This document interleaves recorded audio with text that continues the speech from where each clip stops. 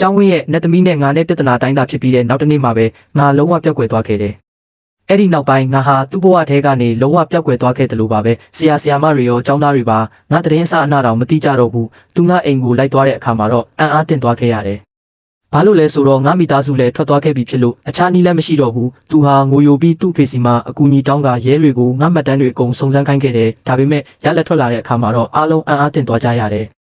ဘာလို့လဲဆိုတော့ငါနာမည်နဲ့လူဆိုတာလုံးဝမရှိခဲ့လို့ပါပဲအဲ့ဒီအချိန်တုန်းကခလိုရဲ့ခေါင်းထဲမှာသူမရဲ့ချစ်သူတည်ဆုံသွားပြီဆိုတဲ့အတွေ့အကြုံပဲရှိခဲ့ပြီးဒီအရာကိုသုံးနှလုံးလုံးအမှန်လို့ယူဆထားခဲ့တာပါ၃နှစ်ကြာပြီးတဲ့နောက်မှာတော့လှုပ်ဝက်အမျိုးသားသုတေသန project တစ်ခုပြီးစီးသွားတဲ့အခါငါပြန်လာခဲ့တယ်ခလိုဟာလက်ရှိမှာ Fairmont တက္ကသိုလ်မှာဒုတိယနှစ်ကျောင်းသူအဖြစ်ပညာသင်ကြားနေမှန်းငါသိလိုက်ရတဲ့အထက်တန်းကျောင်းလုံးကလွတ်ဟာသွားခဲ့သမျှကိုအစားထိုးဖို့ငါဟာအဲ့ပါမောက်ခအဖြစ်တိုက်ရိုက်ဝင်ရောက်လို့ရနိုင်ပေမဲ့ငါရဲ့ကစားကွက်ကတီးတန့်ဖြစ်နေတာမို့ Fairmont တက္ကသိုလ်မှာကျောင်းသားတစ် freshman အဖြစ်ပဲကျောင်းဝင်ခဲ့တယ်Fairmont တက္ကသိုလ်ရဲ့စီးပွားရေးနဲ့စီမံခန့်ခွဲမှုကျောင်းမှာကျောင်းသားတစ်တွေစည်ရင်ပေးသွင်းခြင်း check-in ပြုလုပ်နေကြပြီးငါတို့ရဲ့ခလိုကတော့ကြိုးဆိုရေးစာပွဲမှာငြိမ်ငြိမ်လေးထိုင်နေခဲ့တယ်ထိုင်နေရင်းနဲ့ပဲသူမဟာဖြတ်တန်းသွားလာနေတဲ့ကျောင်းသားတစ်အပေါင်းရဲ့အာယုံကိုဖန်ဆားထားနိုင်ခဲ့တယ်ကောင်းမလေးတစ်ယောက်ကခလိုနင်ကတကယ်ကို Fairmont ရဲ့နတ်သမီးပါပဲဟာလို့ပြောလိုက်တယ်ဒီကျောင်းသားတစ်တွေကိုကြည့်ပါဦးအားလုံးမျက်လုံးအပြူသားဖြစ်နေကြတာပဲနစ်စီကနေမျက်လုံးတောင်မလွှဲနိုင်ကြတော့ဘူးစည်ရင်သွင်းတာပြီးသွားတာနဲ့ကောင်လေးတွေဘလောက်တောင်နင့်အကြောင်းလိုက်စုံစမ်းကြမလဲဆိုတာငါအာမခံရဲတယ်သူတို့စုံစမ်းကျင်တယ်လို့စုံစမ်းပါစေငါကတော့တွဲဖို့ဘာစိတ်အားထက်သန်မှုမှမရှိပါဘူးဘာမှမဆိုင်တဲ့ကောင်လေးတွေနဲ့အချိန်ဖြုံးနေမဲ့အစားနင်းတို့နဲ့အတူရောင်ပြန်ကန် reflection လေးခဏမှအပန်းဖြေပြီးမိအိမ်ထဲမှာညစာစားတာကမှပိုကောင်းသေးတယ်ဒါကအချစ်ထက်တောင်ပိုပြီး romantic ဆန်တဲ့ခံစားချက်ကိုပေးတယ်ဒါပေမဲ့သူမအဲ့ဒီစကားကိုပြောလိုက်တာနဲ့ခလိုရဲ့မျက်လုံးထဲကတောက်ပမှုတွေချက်ချင်းပြတ်ကွယ်သွားခဲ့တယ်ရောင်ပြန်ကန်နားမှာလက်လျှောက်တာမိအိမ်ထဲမှာကစားတာစားကြည့်လိုက်မှာစားကြက်တာသတင်းမပေးပဲအတက်လက်တာနဲ့ကျောင်းရဲ့ basketball ပွဲမှာကစားနေတာကိုအမြဲတမ်းစောင့်ကြည့်ပေးတာသူမဟာဒီအကြောင်းအရာအလုံးကိုအဲ့ဒီကောင်လေးကိုစောစီးစွာပြောပြခဲ့ဘူးတယ်ဒါပေမဲ့ခုတော့ဒီတက္ကသိုလ်ဝင်းတစ်ခုလုံးမှာဖြတ်တန်းသွားလာနေတဲ့ကျောင်းသားပရိသတ်ကြီးတွေမှာအချို့ကောင်လေးတွေရဲ့မျက်လုံးတွေကသူ့အတိုင်းပဲအချို့ရဲ့နှာခေါင်းကလည်းသူ့အတိုင်းပဲအချို့ဆိုစကားပြောတာကပါသူ့အတိုင်းပဲဖြစ်နေခဲ့တယ်ဒါပေမဲ့အဲ့ဒီလူတွေထဲကမြည်သူမြအဲ့ဒီကောင်လေးမဟုတ်ခဲ့ပါဘူးနာရာလီနတ်အိုဝေးကခလိုရဲ့ဝမ်းနဲ့နေတဲ့မျက်နှာကိုမြင်တော့ထိတ်လန့်သွားပြီးခလိုလွန်ခဲ့တဲ့3နှစ်ကတေဆုံးသွားခဲ့တဲ့နင်းရဲ့ရီးစားဟောင်းအတွက်နင်ခုထိယူသွနေတော့မဲလို့တော့ငါ့ကိုမပြောနဲ့နော်လို့ပြောလိုက်တယ်သူမရဲ့အခန်းဖော်တွေကခလိုရဲ့ဒီဇလန်အကြောင်းအနှဲငယ်သိကြတယ်အထက်တန်းကျောင်းကအချစ်ချင်းတွေ့မှုနဲ့အဲ့ဒီဖုံးကွယ်ထားတဲ့ခံစားချက်တွေကြီးပြင်းလာစင်မှာငါတို့အားလုံးဒါတွေကိုခံစားမှုကြမှာပါဒါပေမဲ့နင်သူ့အတွက်3နှလုံးလုံးဝမ်းနဲ့ပူဆွေးခဲ့ပြီးဆိုရင်တောင်ခု3နှစ်တောင်ကုန်လုံးသွားခဲ့ပြီလေနင်ဘဝကိုဘာလို့အစ်စ်ကနေပြန်မဆလာလဲခလိုဟာနာတာလီဆိုလိုတာကိုကောင်းကောင်းသိလို့ပြုံးပြလိုက်ပြီးငါသူ့ကိုမမေ့နိုင်လို့မဟုတ်ပါဘူးငါအခြားဘသူကိုမှသဘောမကျနိုင်တော့တာပါသူမကနာတာလီရဲ့လက်ကိုဆွဲပြီးကဲပါအဲ့ဒီမှာအလကားအချိန်မဖြုံးနေနဲ့တော့ចောင်းသားတစ်တွေခုချိန်ထိလာနေတော့မဲမဟုတ်ဘူးလားသွားပြီးဂိတ်ဝမှာသူတို့ကိုကြိုးဆိုလိုက်ပါဦးငါတို့မေဂျာမှာလူတစ်တွေရောက်လာတာလည်းဖြစ်နိုင်တာပဲနင်တကယ်သဘောကျသွားနိုင်တဲ့ချစ်စရာကောင်းတဲ့ကောင်လေးအချို့ရောက်လာတာလည်းဖြစ်နိုင်တာပဲပြောတာလဲဟုတ်တာပဲနာတာလီကစာပွဲကနေထွက်ပြီးဂိတ်ဘက်ကိုထွက်သွားခဲ့တယ်သူမထွက်သွားတာနဲ့ခလိုဟာတပြင်းရှည်ကြီးချလိုက်တယ်သူမရဲ့ညီရဲနေတဲ့မျက်ဝန်းလေးတွေကမျက်မျက်ဆဆန်းမိမိတ်သွားပြီးတင်းချချိန်မှာအိတ်ခဲ့တာအင်္ဂလိပ်စာချိန်မှာစာတူပေးပို့ခဲ့တာနဲ့စာကြည့်လိုက်မှာတချင်းစာသားတွေကူးရေးခဲ့ဘူးတဲ့အဲ့ဒီနေ့ရက်ဟောင်းတွေစီပြန်လဲရောက်ရှိသွားခဲ့တယ်အဲ့ဒီအချိန်တုန်းက10မိနစ်လေးတွင်းမှာတော့ခြုံငိမ့်တဲ့အိမ်မက်တစ်ခုမှတ်နိုင်ခဲ့တာပါအဲ့ဒီအချိန်မှာပဲနွေရာသီလေးပြေကသူမရဲ့ပါပြင်ပေါ်ဝဲကျနေတဲ့ဆန်ရွယ်တွေကိုလွင့်ပါသွားစေခဲ့တယ်ခလိုမောကြည့်လိုက်တော့သူမရဲ့မျက်နှာပေါ်မှာအရင်ကလိုဝမ်းနည်းမှုမျိုးပြန်လဲလွှမ်းမိုးသွားခဲ့တဲ့စကားနဲ့ဖော်ပြလို့မရနိုင်တဲ့တိတ်ဆိတ်တဲ့ဝမ်းနည်းမှုမျိုးပါနင်တာငါနားမှာရှိနေသေးရင်တိတ်ကောင်းပါပဲဖဲရမောင်တက္ကသိုလ်ရဲ့အပြင်ဘက်နားမှာငါဟာလေးလံတဲ့ခီးဆောင်အိတ်ကြီးကိုကင်ပြီးရက်နေခဲ့တဲ့ကျောင်းရဲ့ကြီးကျယ်ခမ်းနားတဲ့ဂိတ်တကားကြီးတွေကိုမောကြည့်လိုက်တဲ့အခါအမြဲတမ်းတည်ငြိမ်နေလေးရှိတဲ့ငါရဲ့အတိတ်ပဲမဲ့နှလုံးသားထဲမှာရုတ်တရက်လှုပ်ရှားမှုအချို့ဖြစ်ပေါ်သွားခဲ့တယ်အဲ့ဒီအချိန်တုန်းကစကားတခုမျှမဆိုပဲဒီလိုရုတ်တရက်ပျောက်ကွယ်သွားခဲ့တာကြောင့်သူမစိတ်သက်တွေအကြီးအကျယ်ပြိုလဲသွားခဲ့မှာပဲငါတက်ပြင်းအနက်ကြီးရှူသွင်းလိုက်ပြီးကျောင်းထဲကိုဓာတ်ရိုက်ဝင်သွားခဲ့တယ်စေတနာဝင်တဲ့လက်ပတ်ဝတ်ဆင်ထားတဲ့နာတာလီဟာအလွန်ချစ်စရာကောင်းစွာပြုံးပြရင်ငါစီလျှောက်လာပြီးဟေးကျောင်းသားတင်နင်ဘယ်ဌာနမှာစီရင်သွင်းဖို့လာတာလဲငါကကြိုးဆိုရေးစေတနာဝန်ထမ်းပါလာနင်ဘယ်သွားရမလဲဆိုတာငါပြပေးမယ်လို့ပြောလိုက်တယ်စီးပွားရေးနဲ့စီမံခန့်ခွဲမှုပါငါအဓိကလမ်းတွေကိုမသိလို့ပါကူညီပေးတာကျေးဇူးအများကြီးတင်ပါတယ်ကိစ္စမရှိပါဘူးဟာဘာအတိုက်ဆိုင်လဲမသိဘူးငါလည်းစီးပွားရေးနဲ့စီမံခန့်ခွဲမှုကပဲအဲ့ဒီတော့နင်ကငါရဲ့အတန်းငယ်လေးဖြစ်သွားပြီပေါ့နာနာလီကငါအိတ်ကိုကူးဆွဲပေးဖို့လက်ကမ်းလိုက်ပြီးဒါငါကိုပေးလိုက်ငါစည်ရင်သွင်းတဲ့နေရာကိုခေါ်သွားပေးမယ်လို့ပြောတယ်ငါအိတ်ကိုနောက်တော့အသားရဆွဲယူလိုက်ပြီးမလိုပါဘူးဒါတော်တော်လေးပါတယ်ငါဘာသာငါကင်ပါမယ်လို့ပြောလိုက်တယ်နာတာလီကအတင်းမယူတော့ပဲပြုံးပြီးကောင်းပြီလေငါနားမှာပဲကက်လိုက်ခဲ့လို့ဆိုကចောင်းသားတစ်စည်ရင်သွင်းတဲ့စာပွဲစီခေါ်ဆောင်သွားခဲ့တယ်ခြေလန်းနဲ့ငယ်လှောက်ပြီးနောက်ငါမောကြည့်လိုက်ပြီးနင်ကစီးပွားရေးနဲ့စီမံခန့်ခွဲမှုကဆိုတော့ ခလိုအီဘင်းနဲ့ချယ်လိုဘန်နက်ကိုတကယ်သိတာပေါ့နော်လို့မေးလိုက်တယ်နာတာလီကသူမရဲ့မျက်လုံးထဲမှာစနောက်ချင်တဲ့အရေးရောင်နဲ့အတူချက်ချင်းကောင်းချင်းပြပြီးဒါပေါ့နင်ကတကယ်မြန်တာပဲကျောင်းသားတစ်လေးရဲ့နင်ခုမှရောက်တာကိုငါတို့ကျောင်းရဲ့အလှဆုံးနှစ်သမီးကဘယ်သူလဲဆိုတာစုံစမ်းသိရှိပြီးပြီပေါ့နင်လဲခလိုအီကိုသဘောကျလို့လားလို့ပြောလိုက်တယ်ငါကခလိုအီနဲ့ငါနဲ့ကအထက်တန်းကျောင်းတစ်ကျောင်းနဲ့ပါငါသူ့ကျောင်းမို့လို့ပဲဒီကိုလာခဲ့တာအဲ့ဒါကြောင့်ပဲဖဲရမောင်ရဲ့စီးပွားရေးနဲ့စီမံခန့်ခွဲမှုကိုရွေးချယ်ခဲ့တာပါလို့ပြောလိုက်တယ်ငါစကားကိုကြားတော့နာတာလီကနည်းနည်းအားအသင့်သွားပြီးငါ့ကိုနားလေသဘောပေါက်တဲ့အကြည့်နဲ့ကြည့်ကဩနင်ကသူ့အတွက်နဲ့ဒီကိုလာတာပေါ့ဒီခေတ်ကလေးတွေကတကယ်တတိရှိကြတာပဲဒါပေမဲ့နင်ကအဲ့ဒီအထက်တန်းကျောင်းကဆိုရင်ခလိုအီရဲ့ဇလန်းကိုကြားဖို့မှာပေါ့လို့ဆိုလိုက်တယ်သူမရဲ့ဒီစကားကငါ့ကိုလုံးဝအားတင်သွားစေခဲ့တယ်ဘာလို့လဲဆိုတော့ငါမှတ်မိသလောက်ခလိုအီဟာအမြဲတမ်းယူသားပြီးတော်တဲ့ကောင်မလေးတစ်ယောက်ဖြစ်ခဲ့လို့ပါပဲကျောင်းဝင်းထဲမှာအလှဆုံးနဲ့သမီးဖြစ်နေတာပြင်ပေါ့ထိတ်တန်းကျောင်းသူဖြစ်တာပြင်သူမရဲ့ဇလန်းမှာဘာတွေရှိနေမှန်းငါမသိခဲ့ဘူးအမြဲတမ်းဒုတိယရတာကိုထည့်ပြောတာများလားဘာလို့လဲဆိုတော့ငါကအမြဲတမ်းပထမရနေခဲ့တာကိုအဲ့ဒီအချိန်မှာပဲငါအိတ်ကက်ထဲကဖုန်းကကျဲလောင်စွာမြည်လာခဲ့တယ်ငါနာတာလီကိုတောင်းပန်တဲ့အကြည့်နဲ့ကြည့်ပြီး sorry ငါဒီဖုန်းကိုအခုကင်ရလိမ့်မယ်လို့ပြောလိုက်တယ်ငါဖုန်းကိုကင်လိုက်တော့ပါမောက္ခရှာငါအီတန်အဒန်ပါမောက္ခရှာဆိုတာဖဲမောင်ရဲ့ပါမောက္ခတစ်ယောက်ဖြစ်ပြီးငယ်ရွယ်သူဖြစ်ပေမဲ့ Microelectronics နယ်ပယ်မှာတော့အမျိုးသားအဆင့်စံပြပုဂ္ဂိုလ်တစ်ယောက်ဖြစ်နေပြီဖြစ်တဲ့ Physical Electronics ရဲ့ဆရာတစုလည်းဖြစ်တဲ့သူတေသနာစက်ဝန်းထဲမှာကုန်လွန်ခဲ့တဲ့ငါရဲ့3နှစ်တာကာလအတွင်းငါရဲ့ထက်မြက်လာတဲ့စွမ်းရည်တွေဟာနိုင်ငံတော်ဝန်ကထိပ်တန်းသူတေသနာပညာရှင်တွေနဲ့နယ်ပယ်ပေါင်းစုံကပါမောက္ခကြီးတို့ဒီရဲ့စိတ်ကိုလုံးဝဖန်ဆားနိုင်ခဲ့တယ်ငါဟာဩဇာတိတ်ကမအကြီးအကျယ်တိဆောက်ထားနိုင်ခဲ့တာပါအဲ့ဒီအချိန်မှာဖုန်းထဲကနေရွှင်လန်းတဲ့အသက်လက်ပိုင်းအမျိုးသားတစ်ယောက်ရဲ့အတန်ထွက်ပေါ်လာခဲ့တယ်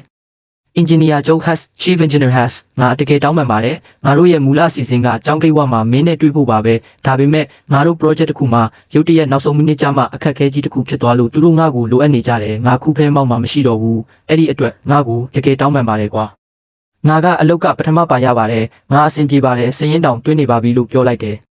သူကဒါပေမဲ့လည်းမင်းရဲ့သူတေသနာစွမ်းရည်နဲ့ဆိုရင်ပလာတုတေသနာသမားတွေကိုတောင်အေးဆေးအနိုင်ယူလို့ရနေတာကိုမင်းဘာလို့ရုတ်တရက်တက္ကသိုလ်တက်ချင်ရတာလဲမသိဘူးအင်ဂျင်နီယာချုပ်ဟတ်မင်းအတွက်ငါရဲ့ကမ်းလှမ်းချက်ကအဟောင်းတိုင်းပါပဲမင်းစိတ်ပြောင်းသွားတဲ့အခါမျိုးမှာဖဲမောက်မှာဂုံတူးဆောင်ပေါမောက်ခအဖြစ်ခန့်အပ်ဖို့စာရွက်စာတမ်းတွေကိုငါချက်ချင်းဆောင်ရွက်ပေးပါမယ်မင်းဒီမှာစတင်ခြင်းနဲ့ဆိုရင်မင်းအတွက်တည်တံ့ program အသစ်တစ်ခုတောင်ဖန်တီးပေးမယ်ငါအာမခံပါတယ်ငါတို့ရဲ့အခွင့်အရေးကမ်းလာအန်ချက်ကရီဘာတာတက္ကသိုလ်ထက်အများကြီးပိုတာပါလိမ့်မယ်သူတေသနာစက်ဝန်းစီပြန်ပြောရရင်အဲ့ဒီကတဌာနမှုတိုင်းကငါ့ကိုသူတို့စီဆွဲခေါ်ခြင်းခဲ့ကြတာပါဒါပေမဲ့အဲ့ဒီအချိန်တုန်းကငါရဲ့အာယုံဆုံးဟာ lithography system ကိုအောင်မြင်အောင်လုပ်ဖို့ပဲရှိခဲ့တာမို့အဲ့ဒီဌာနမှုတွေကငါ့ကိုဖိအားမပေးခဲ့ကြဘူးခုတော့အဲ့ဒီအလုပ်တွေအကုန်ပြီးသွားပြီဖြစ်လို့ငါရဲ့အောင်မြင်မှုတွေနဲ့တင်အမျိုးသားသိပ္ပံအကယ်ဒမီမှာအေးဆေးနေရာရနိုင်နေပြီဒီလောက်ငယ်ရွယ်တဲ့ပညာရှင်တယောက်ကိုမိမိအဖွဲ့စီရဖို့လူတိုင်းလူနေကြမှာပဲခုမင်းဖဲမောင်ကိုရောက်လာပြီဆိုမှတော့မင်းကိုငါတို့အလုပ်မပေးနိုင်ဘူးအဲ့ဒါကိုနောက်မှပြောကြတာပေါ့စရင်သွင်းတာလဲပြီးခါနီးပြီးပမောက်ခလည်းအလုရှုံနေတယ်ဆိုတော့ဖုန်းချလိုက်တော့မယ်ចောင်းပြင်ရောက်နေတာမို့လစ်ပီနော်လိုအပ်ရင်ဓာတ်ရိုက်ဖုန်းဆက်လိုက်ပါကောင်းပြီလေမင်းဖဲမောင်ပြန်ရောက်မှတွေးကြတာပေါ့ငါဖုန်းချလိုက်ချိန်မှာပဲစရင်သွင်းတဲ့နေရာကိုရောက်သွားခဲ့တဲ့နာတာလီကဟိုဒီကြည့်လိုက်တော့စာပွဲမှာစောစောကရှိနေတဲ့ခလိုအီဟာမရှိတော့ဘူးနာတာလီကအခြားသူတွေစီအမြန်သွားပြီးခလိုအီဘယ်သွားလဲလို့မေးလိုက်တယ်ငါသူ့အတွက်ចောင်းသားတစ်တယောက်ခေါ်လာတာကိုနတ်သမီးကရာသီဥတုကအရန်ပူပြီးအားလုံးပင်ပန်းနေကြပြီဆိုပြီးနို့လက်ဖက်ရည်တွားဝယ်ပေးတာပါနာတာလီကစိတ်ပြတ်သွားတဲ့ပုံစံနဲ့ငါပတ်လက်ပြီး sorry ပါចောင်းသားတည့်ရဲ့နင်းရဲ့ခလိုအီကအရေးကြီးကိစ္စနဲ့ခဏအပြင်ထွက်သွားရလို့ဒီနေ့တော့သူ့ကိုတွေ့ရတော့မှာမဟုတ်ဘူးလို့ပြောတယ်ငါကအတားရပြုံးပြပြီးရပါတယ်ငါတို့မှာအချိန်တွေအများကြီးရှိပါသေးတယ်နင်ဘယ်တန်းကလဲစီးပွားရေးနဲ့စီမံခန့်ခွဲမှုပထမနှစ်အတန်းတပါဒါဆိုရင်တော့တိတ်ကောင်းတာပေါ့ခလိုအီနဲ့ငါနဲ့နှစ်ယောက်လုံးကနင်းတို့ရဲ့ပထမနှစ်အတန်းတော့အတွက်အကူကြံပေးတွေဖြစ်ခန့်အပ်ခံထားရတာမနှက်ပြန်မိတ်ဆက်ပွဲကြရင်သူ့ကိုအေးဆေးတွေ့လို့ရပါတယ်ဘာမှပူစရာမလိုဘူးသွားပြီးစရင်သွင်းတာရင်ပြီးအောင်လုပ်လိုက်ဦးငါခေါင်းငိမ့်ပြပြီးစရင်သွင်းတဲ့စာပွဲစီဓာတ်ရိုက်သွားလိုက်တယ်သူတို့ကငါရဲ့ကျောင်းဝင်ခွင့်စာကိုတေချာစစ်စစ်ပြီးကျောင်းသားတစ်စရင်ထဲမှာငါနာမည်ကိုအေးဆေးတွေ့ရှိသွားခဲ့တယ်ငါလက်မှတ်ထိုးပြီးတာနဲ့အဆောင်တော့နဲ့ကျောင်းသားကတ်ကိုရခဲ့တယ်အဲ့ဒီအချိန်မှာစီနီယာတယောက်ရောက်လာပြီးအကုန်ရပြီလားအဆောင်ထိလိုက်ဖို့ပေးရမလဲအဝတ်စားတွေအရင်သွားထားပြီးမှအဆောင်ရုံးကနေအိယာလိတ်သွားယူလိုက်ပါလိုအပ်တဲ့ပစ္စည်းတွေအကုန်ရှိပါတယ်ငါကဟုတ်ကဲ့လို့ပြောပြီးအဲ့ဒီစီနီယာနောက်ကနေအမျိုးသားအဆောင်စီထွက်လာခဲ့တယ်ငါထွက်သွားပြီးမကြမီမှာပဲခလိုအီဟာစီးပွားရေးနဲ့စီမံခန့်ခွဲမှုစရင်သွင်းရနေရစီပြန်ရောက်လာခဲ့တဲ့နာတာလီကခလိုအီစီအမြန်ပြေးသွားပြီးခလိုအီနေ့ရဲ့အချိန်ကကွဲနေတာပဲငါတို့မေဂျာကိုအရန်ချော်ပြီးကြည့်လို့ကောင်းတဲ့ចောင်းသားတစ်တယောက်ရောက်လာတယ်သူကနေ့အထက်တန်းចောင်းကပဲတဲ့နေ့စီလာတာသိချတယ်ခလိုအီကဘာမှမပြောဘဲပြုံးလိုက်ပြီးနေ့ရဲ့အတိတ်ပဲမရှိတာတွေကိုရက်လိုက်ပါတော့ငါချင်းတွေးဖို့စိတ်မဝင်စားဘူး နင်းသူ့ကိုတွဲရမယ်လို့ငါဘယ်တော့မှပြောလို့လဲသူကနင်းမျိုးသူဂျူနီယာလေးအနည်းဆုံးတော့နင်းသူ့ကိုဂယူးဆိုင်ပေးတင်တာပေါ့ဒါနဲ့သူကအတန်းတက်ကပဲမနေ့ပြန်အတန်းတင်မိတ်ဆက်ပွဲကြရင်တွေ့ရလိမ့်မယ်သူ့နာမည်ကအီတန်ဟက်စ်တဲ့ဒီနာမည်ကြရင်နင်းကောင်းထဲမှာတတိယတာမျိုးရှိလားနာဒါလီကအဲ့ဒီနာမည်ကိုပြောလိုက်တာနဲ့ခလိုရီရဲ့နှလုံးခုန်တန်းဟာခဏမျှရက်တန့်သွားတယ်လို့ဖြစ်သွားခဲ့တဲ့အသက်ရှူမသွားပြီးတုံရီနေတဲ့အတန်နဲ့နင်းခုနာကအဲ့ဒီကောင်လေးနာမည်ဘာပြောလိုက်တာလဲလို့မေးလိုက်တယ်အီတန်ဟက်စ်လေးဘာလို့မေးတာလဲခလိုရီကဝမ်းနဲ့စွာခေါင်းခါလိုက်ပြီးဘာမှမဟုတ်ပါဘူးအဲ့ဒီကောင်လေးဘယ်လန်အတိုင်းသွားလဲဆိုတာပဲပြောပြနာဒါလီကငါသွားခဲ့တဲ့လမ်းဘက်ကိုညွှန်ပြလိုက်တယ်ခလိုရီကြည့်လိုက်တဲ့အခါငါဟာစီနီယာတယောက်နဲ့အတူလမ်းကြားတစ်ခုတည်းကိုယ်ဝင်သွားတာကိုတွေ့လိုက်ရတယ်အဲ့ဒီအချိန်မှာပဲခလိုရီဟာအဲ့ဒီကောင်လေးရဲ့ရိတ်ခနဲပုံရိပ်ကိုမြင်တွေ့လိုက်ရတယ်လို့ခန်းစားလိုက်ရတယ်ပြီးမှအမြန်ကောင်းခါလိုက်ပြီးမဖြစ်နိုင်တာနာမည်တူတာဖြစ်မှာပါလို့တွေးလိုက်တယ်လွန်ခဲ့တဲ့3နှစ်ကသူငါ့ကိုရန်ဖြစ်ပြီးနောက်ပဲတော့မှစကားမပြောတော့ဘူးလို့ပြောခဲ့တာပါအဲ့ဒါသူ့ဒေါသပါဒါပေမဲ့2ရက်ကြာမှစိတ်အေးသွားတော့သူငါစီစာပို့ခဲ့တယ်ပေးပို့ပြီးတဲ့အဲ့ဒီနေ့ကစလို့ငါဟာသူ့ဘဝထဲကနေလုံးဝပျောက်ကွယ်သွားခဲ့တယ်ဆီယာမတွေရောအကြောင်းသားတွေပါငါအကြောင်းဘာမှမသိကြတော့ဘူးငါမိသားစုလည်းပြောင်းရွှေ့သွားခဲ့ပြီးရဲစီသွားတဲ့အခါမှာလည်းငါရဲ့အထောက်ထားမှတ်တမ်းအကုန်ပျောက်ကွယ်နေခဲ့တယ်အဲ့ဒီအချိန်မှာခလိုကြီးရဲ့ခေါင်းထဲမှာငါတေးပြီးဆိုတဲ့အတွေးပဲဝင်လာခဲ့ပြီး3နှလုံးလုံးဒီအတိုင်းပဲယုံကြည်နေခဲ့တာပါအဲ့ဒီတော့အဲ့ဒီရိတ်ခနဲပုံရိပ်ဟာဘလို့မှငါပုံရိပ်ဖြစ်မနေနိုင်ပါဘူးလွန်လာမှနာမည်တူပြီးအနောက်ကကြည့်ရင်ငါနဲ့တူယုံပဲဖြစ်ပါလိမ့်မယ်နောက်ဆုံးမှာခလိုရီဟာအနှဲငယ်တုံရီသွားပြီးငါနောက်ကိုလိုက်မလာအောင်စိတ်ကိုထိန်းလိုက်ရတယ်အဲ့ဒီစီနီယာကငါ့ကိုအဆောင်ထိပို့ပေးပြီးထွက်သွားခဲ့တဲ့တော့ပါတဲ့အခန်းနံပါတ်ကိုလိုက်ရှာရင်ငါဟာတက္ကသိုလ်အဆောင်ရဲ့တကားမကြီးကိုဖွင့်လိုက်တော့တယ်မကြမီမှာပဲကျန်တဲ့အခန်းပေါ်2ယောက်ပါရောက်လာခဲ့ကြတယ်ငါတို့4ယောက်ဟာအသက်လိုက်အစင်းလိုက်ခွဲခြားလိုက်ကြတယ်မာကတ်စ်ကအကြီးဆုံးဒန်နီယယ်ကဒုတိယငါကတတိယနဲ့အိုဝင်တောင်းဝန်ကအငယ်ဆုံးဖြစ်သွားတယ်ဒေတာအတီးတီးကကောင်းတွေဒီလိုအတူတူဆုံရတာမလွယ်ဘူးငါကဖဲမောင်းကဆိုတော့ဒီနယ်မြေအကြောင်းအကုန်သိတယ်ဒီညစာကိုငါတကားခံမယ်ဟုတ်ပြီလားမတ်စ်ကအရင်ဆုံးတုံ့ပြန်လိုက်ပြီးဟာဘာစနောက်နေတာလဲခလိုအီကတကယ်ပဲငါတို့အကူချံပေးဖြစ်တာလားငါမနက်ကစုံစမ်းထားလို့ခလိုအီဟာဖဲမောင်းမှာရေပန်းစားမှန်းသိပေမဲ့ဒီလောက်အထိဩဇာကြီးမှန်းမသိခဲ့ဘူးဒန်နီယယ်ကစာကိုဖတ်ပြီးတက်ပြင်းချကဝမ်းနေစရာကြီးပါဟာဖဲမောင်ရဲ့အလှဆုံးနတ်သမီးခလိုအီကတည်သွားခဲ့တဲ့သူကြီးစားဟောင်းစီမှာစိတ်ရောက်နေတော့မှမဟုတ်ရင်သူမငါတို့အကူကြံပေးဖြစ်တာကိုအခွင့်ကောင်းယူပြီးငါတကယ်စကြော်ကြည့်မှာငါနှလုံးခုန်တန်တွေချက်ချင်းမြန်လာခဲ့တယ်အဲ့ဒါသူကြီးစားဟောင်းလားလွန်ခဲ့တဲ့3နှစ်ကခလိုအီမှာရီစားဟောင်းရှိခဲ့တာလားဒန်နီယယ်ကအတင်းအဖျင်းပြောမဲ့ပုံစံနဲ့ခေါင်းညင်ပြီးငါကြားတလောက်တော့ခလိုကြီးရဲ့ရီးစားဟောင်းကအထက်တန်းကျောင်းပထမနှစ်တုန်းကသူမရဲ့ခုံပေးခြင်းကအတန်းဖော်တယ်ဒါပေမဲ့မတော်တဆမှုတစ်ခုနဲ့တည်သွားခဲ့တာမကောင်းပါဘူးကွာအကယ်၍ခွဲခွာသွားတာဆိုရင်တမျိုးပေါ့ခုဟာကတည်သွားတာဆိုတော့ခလိုကြီးသူ့ကိုဘယ်တော့မှမေ့နိုင်မှာမဟုတ်ဘူးငါစိတ်ထဲစွန့်သွားခဲ့ရတယ်သူမရဲ့ပထမနှစ်တုန်းကခုံပေးခြင်းကအတန်းဖော်အဲ့ဒီနှစ်တုန်းကခလိုကြီးရဲ့ခုံပေးခြင်းကအတန်းဖော်ကငါမဟုတ်ဘူးလားငါကဘယ်ချိန်ကလေးကသူ့ရဲ့ရီးစားဟောင်းဖြစ်သွားရတာလဲငါမှအံ့အားသင့်သွားရတယ်အဲ့ဒီအချိန်တုန်းကငါရင်ထဲမှာသူ့အတွက်ခံစားချက်တွေရှိခဲ့တာမှန်ပေမဲ့ဘာမှမပြောရသေးခင်မှာပဲသူတည်တနာ project အတွက်ထွက်သွားခဲ့ရတာပါငါထွက်သွားပြီးနောက်ဘာတွေဖြစ်သွားမှန်းမသိဘူးသူ့ကိုမေးကြည့်မှရတော့မယ်ဒါနဲ့ငါထိုင်ကုန်ကနေချက်ချင်း track လိုက်တဲ့ကျန်တဲ့3ယောက်ကငါ့ကိုအံ့အားသင့်စွာကြည်လာကြပြီးဟေးတတိယနေရုတ်တရက်ကြီးဘဲသွားမလို့လဲငါပစ္စည်းချို့ဝယ်ဖို့တတိယလို့ကျောင်းသားကစတိုးဆိုင်ကိုသွားမလို့ပါတေဘီလို့ထင်နေကြတဲ့ခလိုကြီးရဲ့အဲ့ဒီရီးစားဟောင်းဆိုတာငါပါလို့တော့သူတို့ကိုသွားပြောလို့မရဘူးလေ။ကျောင်းကပေးတဲ့ပစ္စည်းတွေကမလောက်ဘူး။ငါလည်းဝယ်စရာရှိတယ်အတူတူသွားကြတာပေါ့။ငါလည်းလိုက်မယ်။ OK ဒါဆိုအတူတူသွားကြတာပေါ့။3နှစ်တာကုန်လွန်ခဲ့ပြီဖြစ်လို့နောက်ထပ်1ရက်လောက်စောင့်ဆိုင်းရတာပြဿနာမရှိပါဘူး။စတိုးဆိုင်ကနေအဆောင်အတွက်လိုအပ်တာတွေဝယ်ပြီးပြန်လာတော့ည9နာရီရှိသွားပြီးရေမိုးချိုးတန့်စင်ပြီးတဲ့အခါဒန်နီယယ်ကချိန်ကိုက်ပဲညီအကိုတို့အပြင်သွားပြီးညစာသွားစားကြစို့လို့ပြောတယ်အစီအစဉ်ကောင်းတယ်ငါစပင်လေးခဏအချောက်ခံမရစေဘူးဖဲမောက်မှာရိဗာတန်ထက်ပိုလာတဲ့နတ်သမီးလေးတွေအများကြီးရှိတယ်နော်တေချာပြင်ဆင်ထားကြတယောက်ကသဘောကျသွားနိုင်တယ်မတ်စ်ကမျက်လုံးတွေတောက်ပသွားပြီးအင်ဂျီသွားလဲတော့တဲ့အိုဝင်ကလည်းဒန်နီယယ်ကိုသူ့စံပင်စတိုင်ထုတ်ပေးဖို့အကူကြံတောင်းတယ်ငါဖုံးမျက်နှာပြင်မှာငါမျက်နှာကိုကြည့်လိုက်တော့ကြည့်ကောင်းနေတော့မှာပဲအဲ့ဒီအချိန်မှာပဲနာရာလီကခလိုအီစီသွားပြီးခလိုအီဒီညငါတို့ဘာစားကြမလဲចောင်းစားတောက်ဆောင်သွားမလားလို့မေးတယ်ခလိုအီကမီးအိမ်တန်းသွားပြီးကောင်းကောင်းမွန်မွန်စားကြရအောင်လို့ပြောလိုက်တယ်အဆောင်319ကကောင်လေး4ယောက်လည်းပြင်ဆင်ပြီးမီးအိမ်တန်းစီထွက်လာခဲ့ကြတယ်အဲ့ဒီအချိန်မှာပဲခလိုအီတို့အဖွဲ့လည်းမီးအိမ်တန်းစီရောက်လာခဲ့တယ်ဒန်နီယယ်ကမီးအိမ်တန်းကစားတောက်ဖွယ်ရအများကြီးရှိတယ်အကင်တန်းတွေဆိုရန်ကောင်းတာမင်းတို့ကြိုက်တာရွေးလိုက်ချက်လို့ပြောတယ်ငါကအနည်းဆုံးအကင်ဆိုင်ကိုညွှန်ပြလိုက်ပြီးဒီနေရာသွားရအောင်လို့ပြောလိုက်တယ်ခလိုအီတို့အဖွဲ့လည်းအဲ့ဒီအကင်ဆိုင်ထဲကိုပဲဝင်လာခဲ့ကြတယ်ခလိုအီကအခြားသူတွေကိုမာချင်နာမှာဖို့ပြောပြီးငါအတိတယောက်ကိုမြင်လိုက်ရလို့တွားရှာလိုက်အောင်မယ်ဆိုပြီးဆိုင်ထဲမှာလိုက်ရှာတော့တယ်ဒါပေမဲ့မသိတဲ့မျက်နှာတွေကိုပဲတွေ့ရလို့စိတ်ပြတ်သွားခဲ့တယ်သူမဟာအခန်းတိုင်းရဲ့တကားကိုလိုက်ဖွင့်ကြည့်ခဲ့တယ်နောက်ဆုံးမှာဒန်နီယယ်တို့ရှိနေတဲ့အခန်းတကားကိုဖွင့်လိုက်တဲ့အခါကောင်လေး3ယောက်ကအံ့အားသင့်စွာကြည့်နေကြတယ်အိုး sorry ငါလူမားသွားလို့ပါခလိုအီကတောင်းပန်ပြီးပြန်ထွက်သွားခဲ့တယ်ဒါပေမဲ့ပြန်ထွက်မှာအဖြူရောင်တီရှပ်ဝတ်ထားတဲ့ကောင်လေးတစ်ယောက်ရဲ့ကြောပြင်ကိုတွေးလိုက်ရလို့ခလိုအီရဲ့နှလုံးခုန်တန်တွေမြန်လာခဲ့တယ်သူမအနာသွားပြီးပခုံးကိုကိုင်းလိုက်တဲ့အခါအဲ့ဒီကောင်လေးလှည့်ကြည့်လာပေမဲ့သူမရှာနေတဲ့သူမဟုတ်ခဲ့ပါဘူးဝမ်းနေပါတယ်ငါလူမားသွားလို့ပါခလိုအီစိတ်သက်ကြစွာနဲ့နာဒါလီတို့စီပြန်လာခဲ့တယ်နင်းကလည်းပုတ်တွေ့လာတယ်လို့ပဲခလိုအီကဘာမှမပြောဘဲအရက်ကိုအဝတောက်တော့တာပါပဲငါတန့်စင်ခန်းကပြန်လာပြီးအခန်းထဲဝင်လိုက်တဲ့အခါအခြားသူတွေကခလိုအီလည်းဒီဆိုင်မှာရောက်နေကြောင်းနဲ့စောစောကအခန်းထဲတောင်မဝင်လာသေးကြောင်းပြောပြကြတယ်ဒါအပြင်ခလိုအီအရက်တွေတောက်နေတယ်လို့ပြောတန်ကြားလိုက်ရတဲ့အခါငါချက်ချင်းမတက်ထွက်လိုက်တယ်ဟေ့တတိယဘဲသွားမလို့လဲငါခဏအပြင်သွားလိုက်အောင်မယ်ငါအပြင်ထွက်ကြည့်လိုက်တော့ခလိုအီဟာအရက်တွေကိုစက်တိုက်တောက်နေတာကိုတွေ့လိုက်ရတယ်နာတာလီတို့ကတားနေပေမဲ့မရခဲ့ဘူးခလိုအီရဲ့မျက်နှာတွေနီးရဲနေပြီးမျက်ရည်တွေစီးကျနေခဲ့တယ်ငါမူးမနေပါဘူးအီတန်ဒါတကယ်နေလားနေငါစီပြန်ရောက်လာပြီပေါ့ခလိုအီကငါ့ကိုတွေးလိုက်တာနဲ့ရုတ်တရက်ထပ်ပြီးငါ့ကိုတင်းကျပ်စွာတိုင်းဖက်လိုက်တယ်ငါကတိပေးပါတယ်နောက်ဘယ်တော့မှနင်းနဲ့ရံမဖြစ်တော့ပါဘူးငါ့ကိုထားပြီးနောက်ထပ်ဘယ်တော့မှပြောင်းမသွားပါနဲ့တော့နော်ငါမျက်နှာမှာခံစားချက်တွေရှုပ်ထွေးသွားပြီးခလိုအီရဲ့ပခုံးကိုအသားရပုတ်ပေးလိုက်တယ်နာတာလီကိုကြည့်ပြီးနင်းတို့ဘဲဆောင်မှလဲငါသူ့ကိုလိုက်ပို့ပေးမယ်လို့ပြောလိုက်တယ်နာတာလီကကျေးဇူးတင်စွာနဲ့အဆောင်နံပါတ်ပြောပြခဲ့တယ်ငါခလိုအီကိုပွေ့ချီလိုက်ပြီးဆိုင်ပြင်ကိုခေါ်ထုတ်လာခဲ့တယ်အပြင်မှာရှိတဲ့ចောင်းသားအပေါင်းကငါခလိုအီကိုပွေ့ချီထားတာကိုမြင်တော့အံ့အားသင့်သွားကြတယ်ဟိတ်ဟိုမှာကြည့်ပါဦးရုပ်ရှင်တဲကအတိုင်းချီသွားတာပဲအဲ့ဒါဒုတိယနှစ်ကနတ်သမီးခလိုအီမဟုတ်ဘူးလားခလိုအီဟာယောက်ျားလေးတွေကိုအမြဲညှင်းပယ်လေးရှိသူဖြစ်ပေမဲ့ခုလိုចောင်းသားတစ်တယောက်ရဲ့ရင်ခွင်ထဲရောက်နေတာကိုအားလုံးကမယုံနိုင်အောင်ဖြစ်နေကြတော့တာပါငါနှစ်သမီးကိုအောက်ချပေးငါဘာသာငါခေါ်သွားမယ်ခလိုအီဟာအိတ်ချင်မှုတူးနဲ့မျက်လုံးဖွင့်ကြည့်လိုက်ပြီးသူမမျက်နှာနဲ့လက်မအနှဲငယ်ပဲဝေးတော့တဲ့ငါမျက်နှာကိုစိုက်ကြည့်နေခဲ့တယ်သူမကလက်နှစ်ဖက်စလုံးကိုငါလည်းပင်မှာချိတ်တွယ်လိုက်ပြီးတောက်မြောက်ကလေးတစ်ကောင်လိုငါမှလာကတ်နေတော့တာပဲ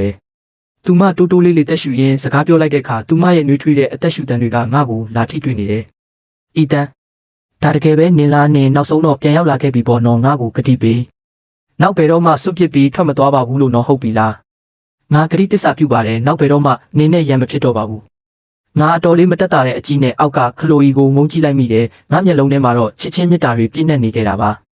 ငါဂတိပေးပါတယ်အခုကစပြီးနင်တယောက်တည်းကိုဘယ်တော့မှပြစ်မထားခဲ့တော့ပါဘူးအင်းဒါကိုကြားလိုက်တာနဲ့ခလိုအီဟာချက်ချင်းပြုံးပြလိုက်တယ်အဲ့ဒီနောက်ကြည်ကြတဲ့ကလေးဆိုးလေးတယောက်လိုငိုချလိုက်ပြန်တယ်နင်ဂတိပေးပြီးနော်အဲ့ဒါကြောင့်နင်ငါ့ကိုဘယ်တော့မှပြစ်မထားခဲ့ရဘူးနောက်တစ်ခါဘာမှမပြောဘဲပျောက်သွားတဲ့သူကခွေးပဲဂတိပေးဒီလိုရုတ်တရက်ပျောက်သွားတဲ့သူကခွေးပဲလို့နောက်ဆုံးတော့ခလိုအီဟာနည်းနည်းငြိမ်ကျသွားခဲ့တယ်သူမဟာငါရင်ခွင်ထဲမှာကွေးကွေးလေးမေးဆက်ရင်းအိမ်မောကျသွားခဲ့တယ်ငါဘေးနားမှာရက်နေတဲ့နာတာလီဘက်ကိုငါလှည့်ကြည့်လိုက်မိတယ်အရက်တောက်ပြီးရင်အမြဲတမ်းဒီလိုမျိုးဖြစ်နေတာလားနာတာလီကခေါင်းခါလိုက်ပြီးမဟတ်ပါဘူးဒီလိုတစ်ခါမှမဖြစ်ဘူးပါဘူးငါတို့တစ်ခါတလေအပြင်မှာတောက်ကြပေမဲ့ခလိုအီကအမြဲတမ်းသူ့အတိုင်းတာနဲ့သူတောက်တာပါဒီနေ့ထိအရက်မှန်းမသိမူးမှန်းမသိမဖြစ်ဘူးပါဘူးတကယ်ပဲတောက်တာကိုပထမဆုံးအကြိမ်မြင်ဘူးတာအမြဲတမ်းမာနထောင်သွားပြီးဆွဲဆောင်မှုရှိတဲ့ကောင်မလေးကအရက်နဲ့ငုံနဲ့တင်ကလေးလေးဖြစ်သွားမယ်လို့ဘယ်သူထင်ပါလဲကျန်တဲ့အခန်းပေါ်ကောင်မလေးနှစ်ယောက်ကလည်းခေါင်းငိမ့်ထောက်ခံကြတယ်ငါလည်းခေါင်းငိမ့်ပြလိုက်မိတယ်အဲ့ဒီနောက်ဖုန်းကင်ပြီးငါတို့ကိုဗီဒီယိုရိုက်နေတဲ့အဲ့ဒီ၃ယောက်ကိုငါကြည့်လိုက်တယ်နင်တို့ငါတို့ကိုဗီဒီယိုရိုက်နေတာလားနာတာလီကကြောင်သွားပြီးပုံစံဆန်းဆန်းလေးလောက်ကငါကဒီလပါတဲ့အမတ်တရလေးကိုရိုက်ထားတာပါတောက်နေတာကိုပဲရိုက်ထားတာမနှက်ဖြန်ကြရင်ဒီနေ့ညဘာတွေကလိန်ကကြည့်ဖြစ်ခဲ့လဲဆိုတာသူတေချာမှတ်မိနေအောင်ပြတ်မလို့ပါငါကโอเคလေဒါပေမဲ့ငါ့ကိုကြည့်လို့ကောင်းအောင်ရိုက်ပေးဖို့တတိထားပါဦးလို့ပြောလိုက်တော့သူမကပြုံးပြီးဒါပေါ်လို့ပြန်ဖြေတယ်ခြေလန်းနဲ့ငယ်လှမ်းပြီးနောက်နာတာလီကငါ့ကိုတန်တရားမျက်လုံးတွေနဲ့ကြည့်ပြီးဟေးចောင်းသားတစ်နေကပဲသူ့စကားအရလွန်ခဲ့တဲ့3နှစ်ကတည်းကတည်သွားပြီဆိုတဲ့ရီစားဟောင်းလားလို့မေးလိုက်တယ်ငါစက္ကန့်ပိုင်းများစဉ်းစားလိုက်ပြီးပြဿနာမရှိဘူးဆိုရင်တော့အဲ့ဒီအလောင်းကငါပဲဖြစ်လိမ့်မယ်လို့ပြောလိုက်တဲ့ဒါကိုကြားတော့ကောင်းမလေးတွေဇဝေဇဝါဖြစ်သွားကြပြီးဒါပေမဲ့သူကတော့ငါနာတာလီရဲ့စကားကိုဖျက်လိုက်ပြီးရင်ခွင်ထဲမှာတွဲလောင်းဖြစ်နေတဲ့ခလိုအီကိုကြည့်ရင်နင်းတို့ပြောချင်တာကငါသုံးနှလုံးလုံးတည်နေခဲ့တာမလား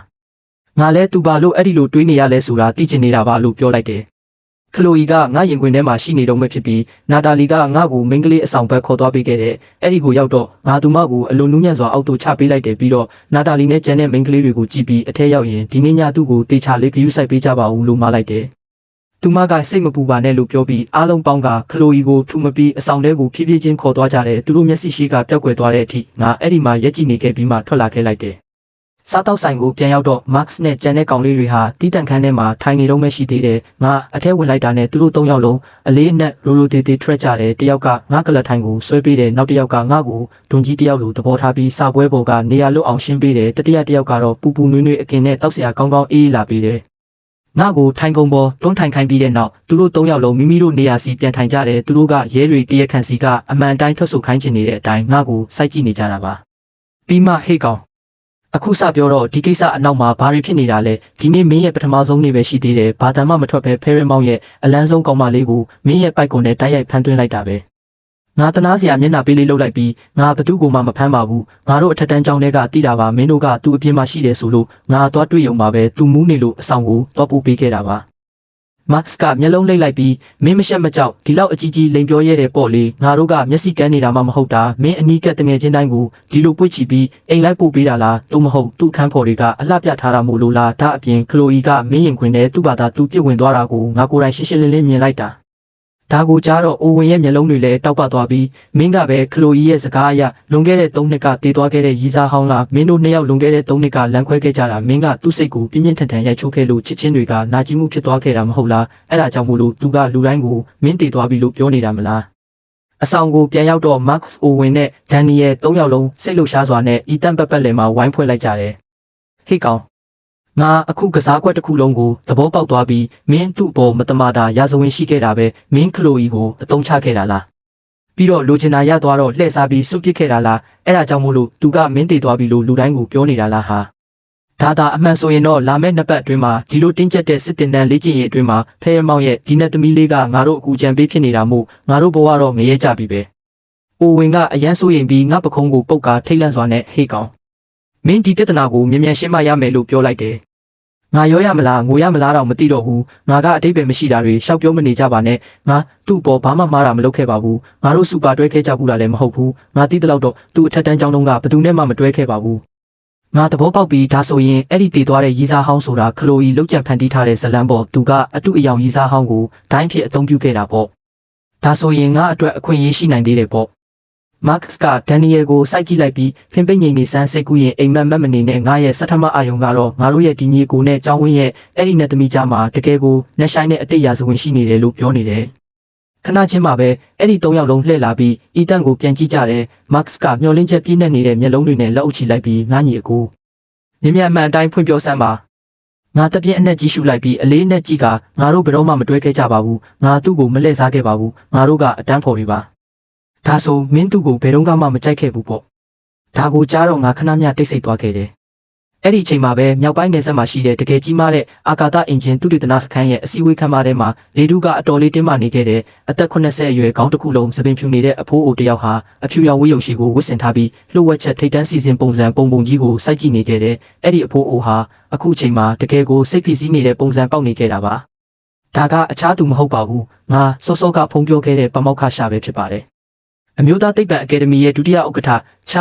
Charles Ward ကအခန်းရှိမှာရက်နေပြီးအောက်မှာထိုင်နေတဲ့သုတေသနပညာရှင်အားလုံးကိုဒေါသထွက်နေတဲ့အကြည့်နဲ့စိုက်ကြည့်နေတဲ့သူ့တန်ကအလွန်တင်းမာလာပါတယ်။ဒီမအောင်မြင်ခဲ့တဲ့စမ်းသပ်ပြန်တမ်းမှုနဲ့ပတ်သက်ပြီးဘယ်သူမှအဖြေရှိလဲငါတို့အတိတ်ပဲရှိတဲ့အမှားကိုရှာတွေ့ပြီလား။တယောက်ကရလက်တွေအားလုံးထွက်လာပါပြီ။အဲ့ဒီမှာကြီးမားတဲ့ပြဿနာအချို့ထွက်လာပါတယ်။ပထမဆုံးအနေနဲ့တာဘိုင်ထဘိုင်ရဲ့ Blader Blaze တွေသူတို့ရဲ့စီစဉ်မှုကခုထိအနှဲငယ်လှုပ်ရှားနေပြီးလွဲမနေတော့မှာပဲ။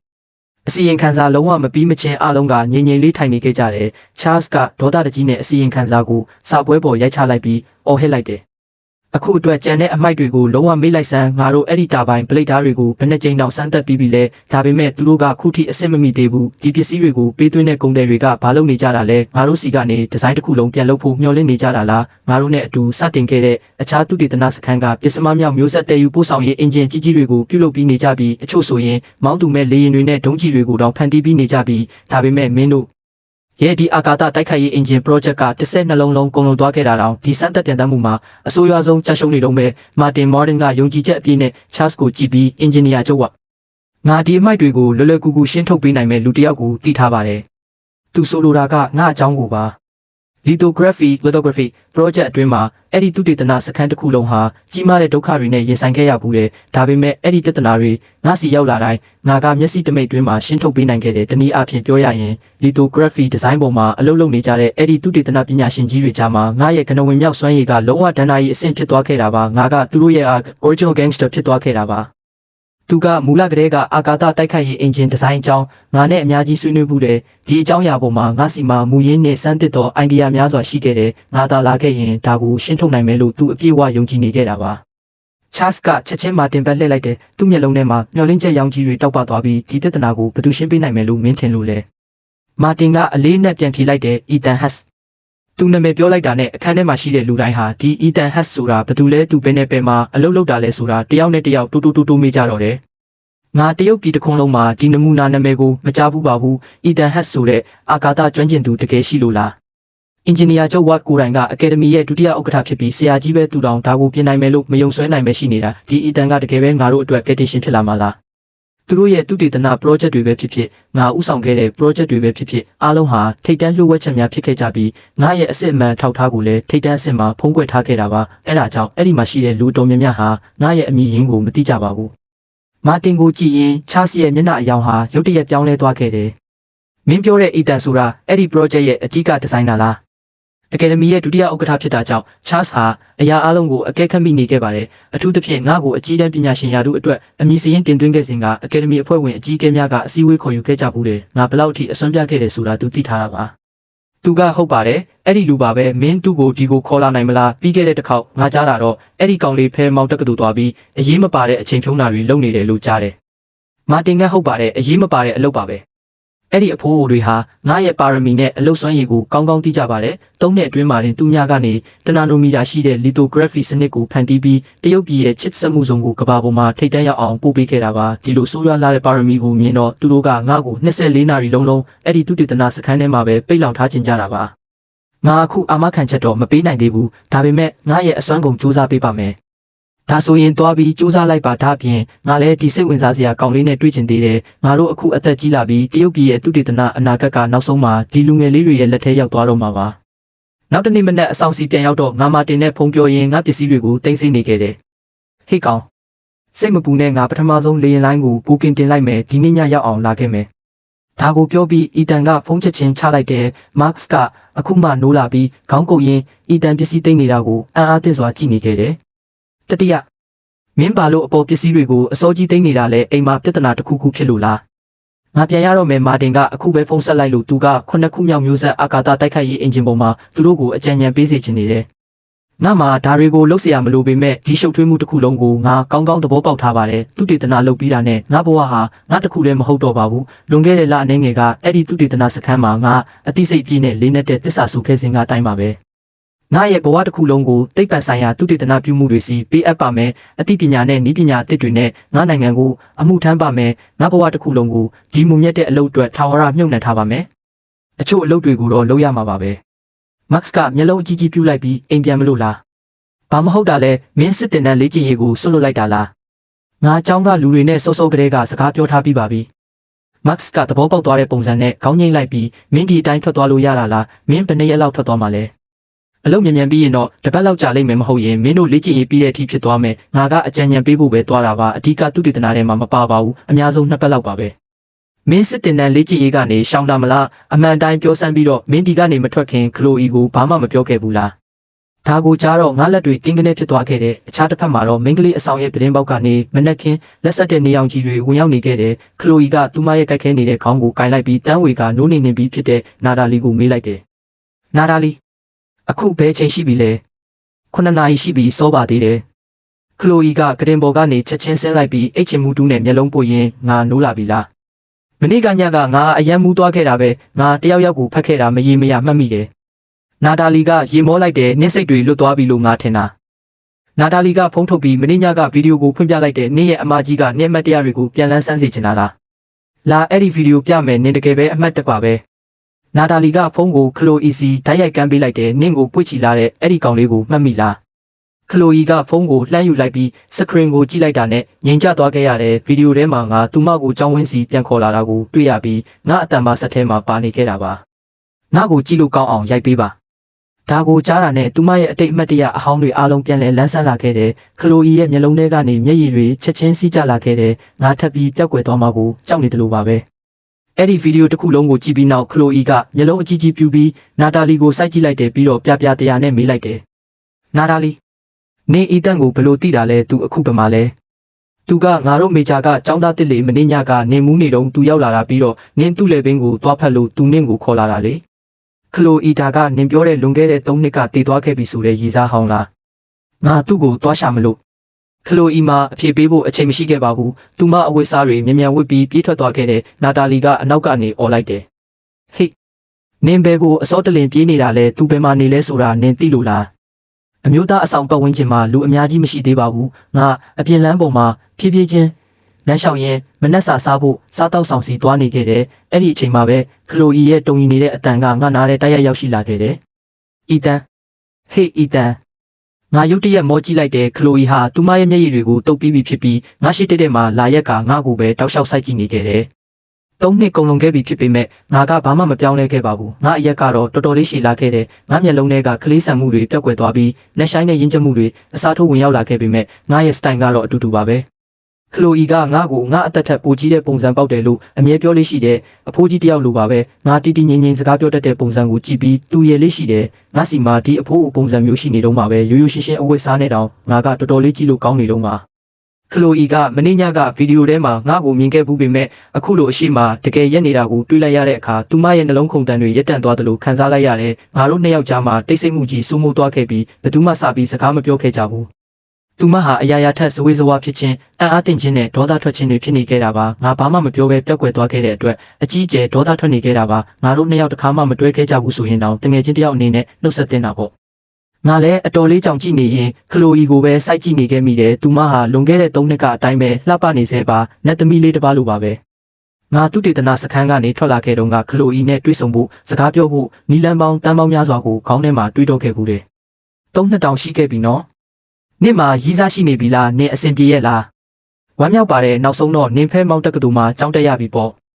့ဒါပေမဲ့အခုတော့ငါသူ့ကိုဘယ်လိုရင်ဆိုင်ရမလဲဆိုတာဘာမှမသိတော့ဘူးလွန်ခဲ့တဲ့3 နှစ်ကငါစီမှာအဆင့်မြင့်ယဉ်ကျေးမှုတစ်ခုကဘယ်လိုလုပ်ချက်ဆိုတဲ့အရာတစ်ခုရရှိခဲ့ဘူးလေအဲ့ဒီအချိန်တုန်းကငါရဲ့အသိပညာနဲ့အဲ့ဒီထုတ်ချက်ကိုမသိနိုင်ခဲ့ပါဘူးဒါပေမဲ့အဲ့ဒါကငါအုံနောက်ရဲ့နှဆိုင်မှုထဲမှာတည်ရှိနေခဲ့တာပါအဲ့ဒီထဲက data တွေကိုဖတ်ပြီးငါတနာနိုမီတာ lithography ကိုတီထွင်ခဲ့တာပါအဲ့ဒါကအဲ့ဒီရချက်အလိုအရအလွန်နှိမ့်ကျတဲ့အခြေခံနည်းပညာတစ်ခုပဲရှိပါသေးတယ်အဲ့ဒီတနာနိုမီတာ lithography ကြောင့်ငါဒါကိုနိုင်ငံစီပေးအပ်ခဲ့ပြီးနောက်ထပ်ဘာဖြစ်လာမလဲဆိုတာကြည့်ချင်ခဲ့တာပါအဲ့ဒီအကြောင်းကြောင့်ပဲလွန်ခဲ့တဲ့3 နှစ်ကငါရုတ်တရက်ပျောက်ကွယ်သွားခဲ့ရတာပ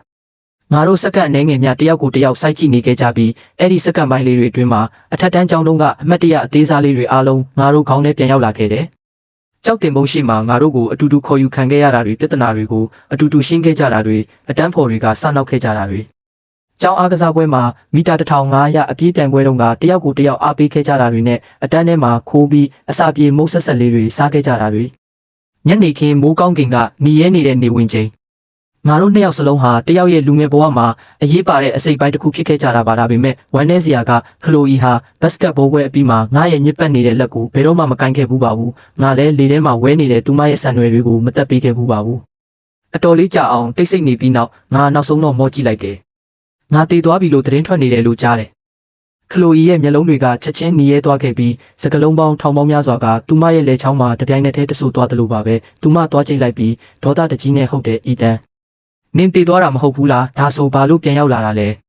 3 နှလုံးလုံးခလိုအီဟာငါတည်ပြီလို့အမှန်တကယ်ယုံကြည်နေခဲ့တာပါဒါပေမဲ့ငါကသူမရှိမှတကယ်ရက်နေခဲ့တာပါငါစကားတွေကလက်ချောင်းထဲမှာပဲအဆုတ်ခံလိုက်ရတယ်အဲ့ဒီ3 နှစ်အတွင်းမှာဘာတွေဖြစ်ခဲ့တယ်ငါဘာလို့သွားခဲ့တယ်ဘာတွေလုပ်နေခဲ့တယ်ဆိုတာကိုသူမကိုပြောပြချင်ခဲ့တာပါဒါပေမဲ့ငါရဲ့လက်ရှိအဆင့်တန်းကြောင့်သူမကိုဘာမှပြောပြလို့မရခဲ့ပါဘူးငါအရာအလုံးကိုရင်ထဲမှာပဲဖိနှိပ်ထားခဲ့ရတယ်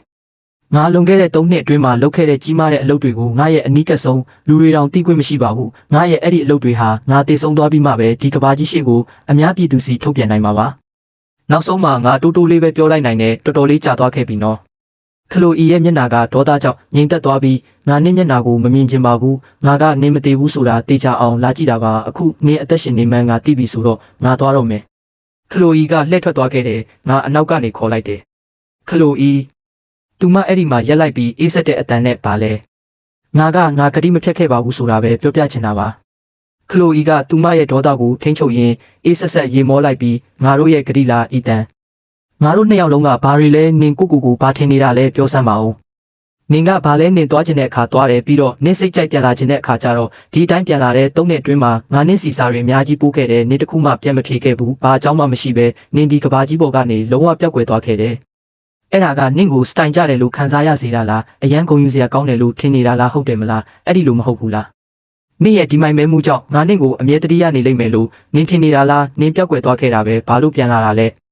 ခလိုအီကဒါကိုပြောရင်းနီးနီးပါးပါအော်ဟစ်လိုက်တာပါသူမရဲ့3နှစ်တာနာကျင်မှုဒုက္ခနဲ့ဒေါသတွေအားလုံးကိုငါ့ပေါ်ပောက်ကွဲထုတ်လိုက်ခြင်းတဲ့ပုံစံမျိုးပါစတော့ကခလိုအီစီမှာမျောလင်းချက်တစ်ခုရှိခဲ့ဘူးလေငါဟာမကောင်းတဲ့ဆန္ဒမှုတစ်ခုလုပ်နေတာဖြစ်ပြီးရွေရာသီအတွက်ပဲပျောက်သွားတာဖြစ်နိုင်တယ်ပေါ့ငါနဲ့ပြန်တွေ့တဲ့အခါငါ့ကိုတေချာပညာပေးမယ်လို့မူလကစဉ်းစားခဲ့တာပါဒါပေမဲ့သူမလက်လျှော့လိုက်ရတဲ့3နှလုံးလုံးငါစီကဘာသတင်းမှမရှိခဲ့ဘူးသူမဟာငါ့ကိုမေးပြောင်းနေပြီလို့ထင်မှတ်ခဲ့ရတယ်လွန်ခဲ့တဲ့3နှစ်ကငါတို့မျှဝေခဲ့တဲ့အကြောင်းအရာတွေအားလုံးအခုတော့ငါကရုတ်တရက်ပြန်ပေါ်လာခဲ့ပြီသူမရဲ့စကားတွေကငါ့ကိုလုံးဝနှုတ်ဆက်သွားစေခဲ့တယ်ငါဘာပြောရမှာလဲငါဘဝကိုငါနိုင်ငံအတွက်ပေးအပ်ထားပြီးသူမစီပေးဖို့ငါစီမှာဘာမှမကြံတော့ဘူးငါကိုခွင့်လွှတ်ပ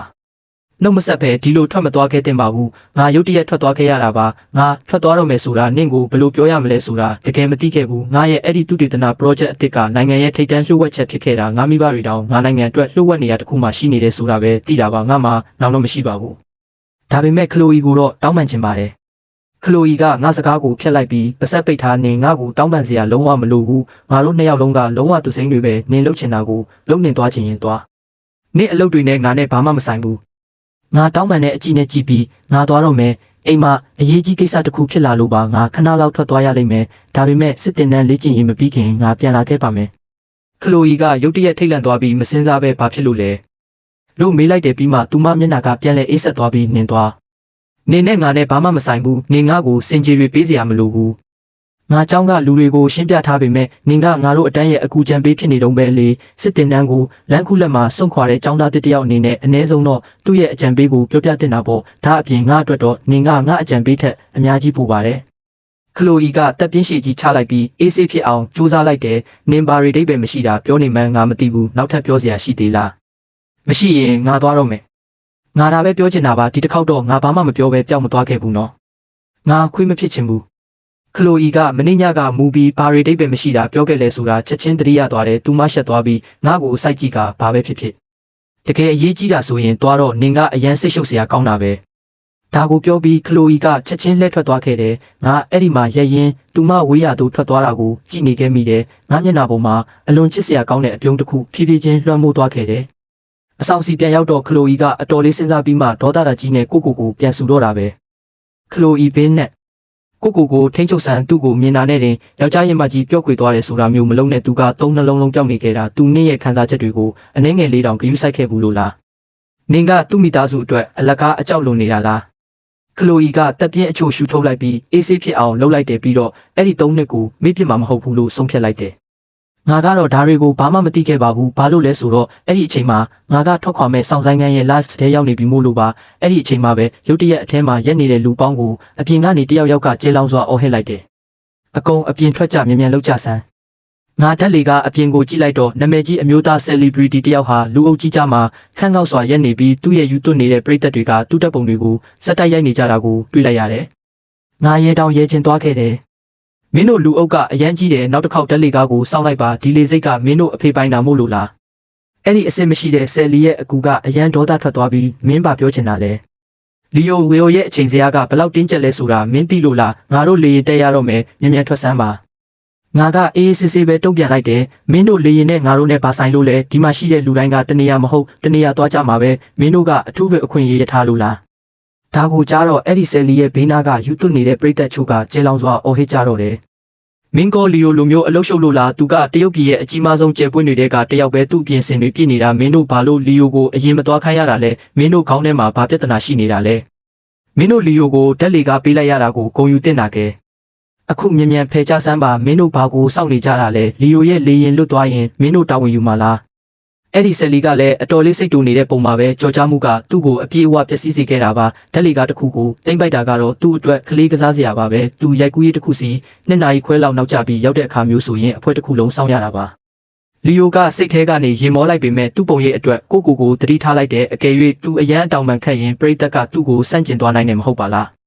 းအဲ့ဒီအချိန်မှာပဲသူ့မျက်နှာပေါ်မှာအတူအယောင်အပြုံးတစ်ခုပေါ်လာခဲ့တယ်သူကသူ့ရဲ့အကူနဲ့အဆောင်တွေကိုအနောက်သို့ဆွဲထုတ်လိုက်ပြီးငါ့ဘက်လက်ကအလွန်ချစ်စရာကောင်းစွာပြုံးပြရင်ကိုရပါတယ်ငါနည်းနည်းအရေးကြီးလို့ပါဒါပေမဲ့မင်းတို့အရင်သွားလို့ရပါတယ်လူတိုင်းကသူ့ဘဝနဲ့သူအလုရှုပ်နေကြတာပဲဒါကိုကြားလိုက်ရတော့အော်လွန်းလို့ငါပါဆက်တောင်အဟောင်းသားဖြစ်သွားရတယ်ငါတို့အတိတ်ပဲမရှိပဲအချိန်တွေအများကြီးဖြုံးတီးမိခဲ့တာပဲဒါပေမဲ့အဲ့ဒီဆယ်လီရဲ့ယူသွနေတဲ့ပရိသတ်တွေကတော့သူတို့ရဲ့လီယိုကိုအတိတ်ပဲမရှိတဲ့မဟုတ်မမှန်မြောက်ပင်ကေတူပြူစကားတွေဆက်ပြောနေကြတော့မှာပဲ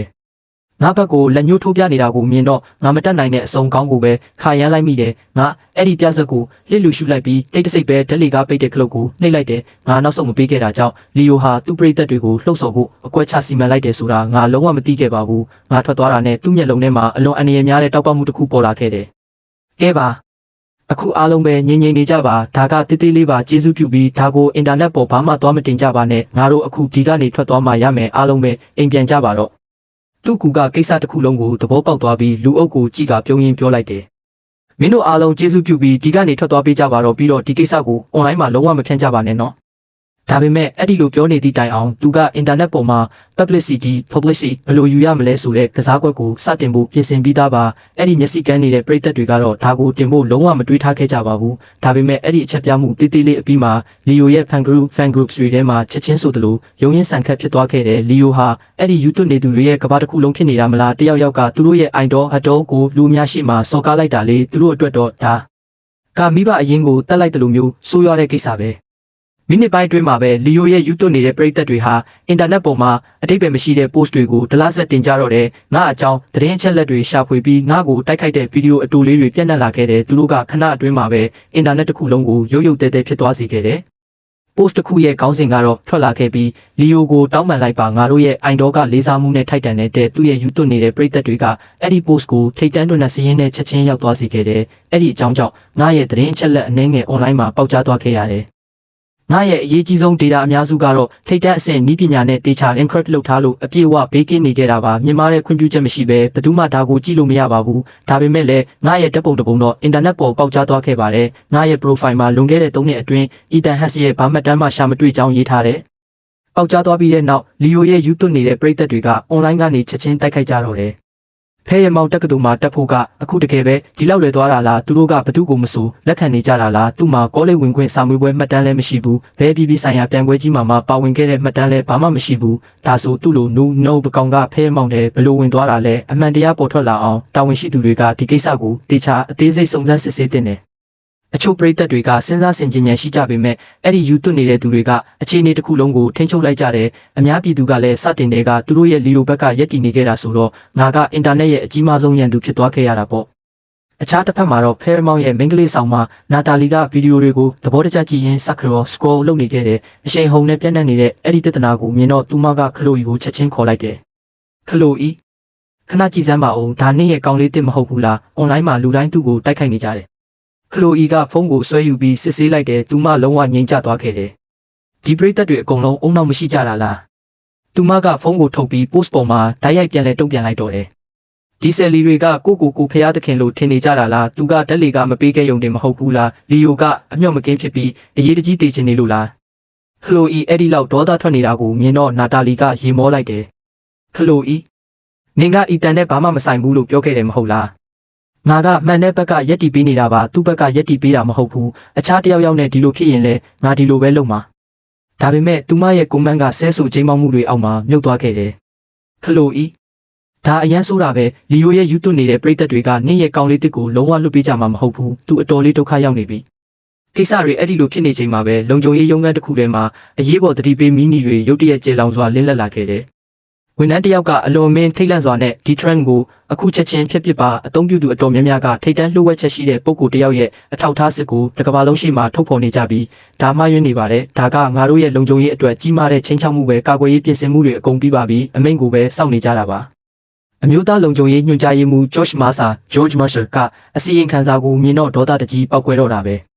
ဲမင်းတို့အားလုံးဘာလုပ်နေကြတာလဲအင်တာနက်ပေါ်မှာရှိတဲ့အီတန်ရဲ့သတင်းအချက်လက်တိုင်းကိုအခုချက်ချင်းအပြီးတိုင်ဖျက်ပစ်လိုက်ကြစမ်းမင်းတို့သဘောပေါက်လားအကုန်လုံးကိုဖျက်ပစ်ပြီးဒါကိုချက်ချင်းစုံစမ်းစစ်ဆေးပါနိုင်ငံခြားထောက်လှမ်းရေး agency တစ်ခုခုကဒီမီးကိုလေပေးနေတာလားဆိုတာစုံစမ်းပါမင်းတို့မှလုပ်ဖို့အချိန်30မိနစ်ပဲရှိတယ်သူစီဘာထိခိုက်မှုမှမဖြစ်စေနဲ့မဟုတ်ရင်မင်းတို့အားလုံးတာဝန်ယူရလိမ့်မယ်အမျိုးသားလုံခြုံရေးညွှန်ကြားရေးမှူးအနေနဲ့ငါမရှိရင်ဒီနိုင်ငံကသူ့ဘာသာအဆင့်ပြည်လက်ပတ်နိုင်ပေမဲ့ငါတို့ရဲ့တရုတ်သိပ္ပံပညာကတော့သူ့ကိုဘာနဲ့မှအဆုံးရှုံးမခံနိုင်ဘူးသူကနိုင်ငံရဲ့အတော်ဆုံးနဲ့အတော်ဆုံးသိပ္ပံပညာရှင်တွေကတယောက်ပဲမဟုတ်လားငါရဲ့ file ဟာအချိန်တော်ကြာတဲ့ကအမျိုးသားလုံခြုံရေးရဲ့ radio line radar ပေါ်မှာရှိနေခဲ့တာပါဘယ်သူမဆိုသူမဟုတ်ဘယ် agency မဆိုငါမှတ်တမ်းတွေကိုရယူဖို့နည်းနည်းလေးစူးစမ်းလိုက်တာနဲ့အင်မတန်ပြင်းထန်တဲ့သတိပေးချက်ချက်ချင်းတက်လာတာဖြစ်ပါတယ် ဒီတစ်ချိန်မှာငါအကြောင်းစုံစမ်းနေတာကလူတစ်ယောက်တည်းမဟုတ်ပဲငါရဲ့ပြဿနာကအလွန်အန္တရာယ်များနေတယ်ဆိုတာ George မတွေးထားခဲ့မိပါဘူးအတိတ်ပဲမရှိတဲ့လူပေါင်းများစွာဟာလေစိတ်တက်လေကားကခေတ်ရုပ်သံဖိုင်အပါဝင်ငါရဲ့ data အားလုံးကိုအင်တာနက်ပေါ်မှာအလင်းအမြန်ဖြန့်ဝေနေကြတာပါဒါကိုမြင်ပြီး George တယောက်ဒေါသထွက်လွန်းလို့အန်ဂျိတ်ကဆဲဆိုလိုက်တော့တယ်ဒီနေ့ခေတ်ဒီစတာတွေကတနေ့ထက်တနေ့အရန်တောက်ပြက်လောက်လာကြတာပဲသူတို့ရဲ့ဒီသုံးမကြတဲ့အမူအကျင့်ကပဲပြဿနာအကြီးကြီးပဲအဲ့ဒီကောင်ပြဿနာမရှာခင်သူ့အဆင့်သူတည်တင်တာအဲ့ဒီကောင်ကသူ့ဘသူကိုတွန်းထုတ်ဖို့စူးစမ်းခဲ့တာလဲဆိုတာနည်းနည်းလေးမှရိပ်မိလို့လားသူကတရုတ်ပြည်ရဲ့အငယ်ဆုံးအကယ်ဒမီအဖွဲ့ဝင်ကိုဓာတ်လေကားထဲကနေတွန်းထုတ်ချင်နေတာကိုဘာထင်နေတာလဲသူစကားပြောလို့မပြီးသေးခင်မှာပဲသူ့ဖုန်းကကြေလောင်စွာမြည်လာခဲ့တဲ့စခရင်ပေါ်ကနာမည်ကိုမြင်လိုက်တာနဲ့သူ့ရဲ့လေပြင်းတွေငြိမ်ကျသွားခဲ့ရတယ်ဘာလို့လဲဆိုတော့ဒါကအီတန်ရဲ့အကြီးမားဆုံးကောဖာတာ Godfather C ကဖုန်းဖြစ်နေလို့ပါဒါကအမျိုးသားသိပ္ပံအကယ်ဒမီရဲ့အကြီးအကဲအာသာဘန် Osborne ဖြစ်ပါတယ်သူကအဖိုးကြီးဖြစ်နေပါလိမ့်မယ်ဒါပေမဲ့မိသားစုလိုလူတွေကိုကာကွယ်ဖို့ရောက်လာတဲ့အခါမှာတော့အလွန်အန္တရာယ်များတဲ့တာရဲကြီးတစ်ကောင်ဖြစ်သွားတာပါပဲ George ကတပ်ပြင်းအနက်ကြီးရှူလိုက်ပြီးကြောက်ရွံ့စွာနဲ့ဖုန်းကိုကင်လိုက်တယ်အာသာကသူ့ကိုချက်ချင်းဆိုသလိုပြင်းပြင်းထန်ထန်ချိန်မောင်းတော့တယ် George မာစာမင်းကဘာအမျိုးသားလုံခြုံရေးညွှန်ကြားရေးမှူးဖြစ်နေတာလဲအမိုက်ကိစ္စတစ်ခုလုံးအင်တာနက်တစ်ခုလုံးမှာပြန့်နှံ့နေပြီးမင်းရဲ့ agency ကဒါအတွက်တာဝန်မရှိဘူးလို့ထင်နေတာလားငါစကားကိုနားထောင်စမ်းအကယ်၍အီတန်ရဲ့အထောက်ထားစစ်ပေါ်ထွက်သွားခဲ့ရင်ငါကိုယ်တိုင်မင်းရုံခန်းထဲဝင်လာပြီးမင်းကိုတာဝန်ကနေယာထုဖြုတ်ဖြစ်မယ်မစ္စတာဗန်ကျေးဇူးပြုပြီးစိတ်အေးထားပါငါဒီပြဿနာကြီးကိုကင်တွယ်ဖို့ငါလူတွေကိုဆေလွတ်ထားပြီးပါပြီ10မိနစ်ပဲပေးပါ10မိနစ်အတွင်းအင်တာနက်ပေါ်ကအရာအလုံးပျောက်ကွယ်သွားပါလိမ့်မယ်အဲ့ဒီဆယ်လီကောင်ရောငါအခုချက်ချင်းယဉ်ကျေးမှုရေးရအရာရှိကြီးအားလုံးကိုဒီကိုခေါ်လိုက်ပါမယ်စိတ်မပူပါနဲ့ငါမင်းနဲ့မင်းရဲ့သုတေသနပညာရှင်အားလုံးကိုမှန်ကန်တဲ့အဖြေတစ်ခုပေးပါမယ်အမျိုးသားသိပ္ပံအကယ်ဒမီကိုအပြည့်အဝမှန်ကန်တဲ့အဖြေတစ်ခုပေးပါမယ်ကောင်းပြီငါမင်းရဲ့အစီရင်ခံစာကိုစောင့်နေမယ်ဒါကိုပြောပြီးအာသာကဖုန်းချလိုက်တယ်George ကတပ်ပြင်းရှိကြီးရှူလိုက်ပြီးဒေါသတွေစုပွက်နေရင်သူ့ရုံးခန်းကထိုင်ပေါ်ထိုင်လိုက်တယ်ပြီးတော့စာပွဲပေါ်ကဖုန်းကိုကင်လိုက်ပြီးယဉ်ကျေးမှုရေးရအကြီးအကဲစီအခုချက်ချင်းဖုန်းဆက်လိုက်ငါရုံးခန်းစီရောက်ဖို့သူ့ကိုမိနစ်30အချိန်ပေးလိုက်မဟုတ်ရင်ငါကိုယ်တိုင်ယဉ်ကျေးမှုရေးရဌာနချုပ်ရုံးစီသွားပြီးသူ့ကိုရှင်းပြမယ်အဲ့ဒီအချိန်မှာပဲလေစိတ်ဆောင်ဆိုင်ခန်းထဲမှာအနားယူနေစဉ်ငါစီအာတာစီကဖုန်းတကော်လာခဲ့တယ်အီတန်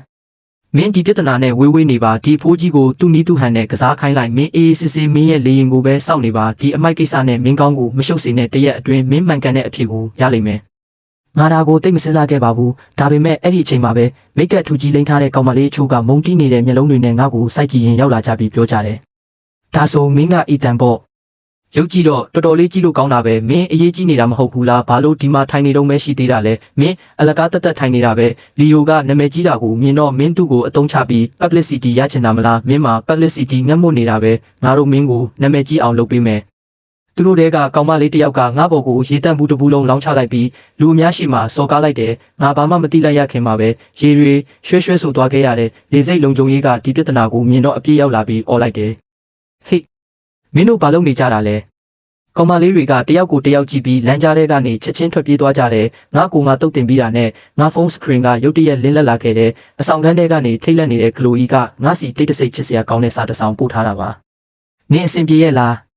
ဒီစာကိုမြင်လိုက်တာနဲ့ငါရဲ့အဆိုးရွားဆုံးခံစားချက်တွေချက်ချင်းပျောက်ကွယ်သွားပြီးရင်ထဲမှာကြည်နူးသွားခဲ့တယ်ဒါပေမဲ့ငါအဲ့ဒီကောင်းပါတဲ့ကလိုအီကိုစာပြန်တော့မဲ့အချိန်မှာပဲမတ်စီကဖုန်းဝင်လာခဲ့တယ်သူပြောလိုက်တဲ့စကားကြောင့်ငါစိတ်တွေပောက်ကွဲသွားခဲ့ရတယ်ကလိုအီနဲ့သူမရဲ့အခန်းဖော်တွေကအင်တာနက်ပေါ်မှာငါ့ကိုကာကွယ်ပေးနေကြတာပါတယောက်ကကလိုအီနဲ့ငါအထက်တန်းကျောင်းလုံးကအတူထိုင်ခဲ့ဘူးလေဆိုတာကိုပေါက်ကြားအောင်လုပ်လိုက်ပြီးသူမရဲ့တပ်ပုံကိုအင်တာနက်ပေါ်တင်လိုက်ကြတဲ့အခုတော့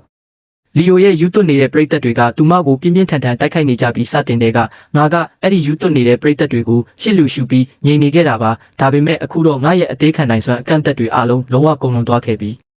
ငါတပ်ပြင်းအနက်ကြီးရှူလိုက်ပြီးကလိုရီရဲ့စာကိုကြည့်ရင်ငါရင်ထဲမှာနာကျင်မှုတွေပြည့်နေသွားခဲ့တဲ့အင်တာနက်ပေါ်မှာသူမကိုတိုက်ခိုက်နေကြတာတောင်သူမကငါအတွက်ပဲစိုးရိမ်နေခဲ့တာပါဒီကောင်မလေးကတကယ်ကိုအနှုံတာခံလွန်းတာပဲခဏအကြာမှာငါသူမစီဖုန်းခေါ်လိုက်တယ်သူမချက်ချင်းဖုန်းကိုကင်လိုက်ပြီးစိုးရိမ်နေတဲ့အတန်နဲ့ငါ့ကိုစတင်မေးတာကတော့အီတန်လေစိတ်မှာအခုဘာပြဿနာတွေဖြစ်နေတာလဲနင်အဆင်ပြေရဲ့လား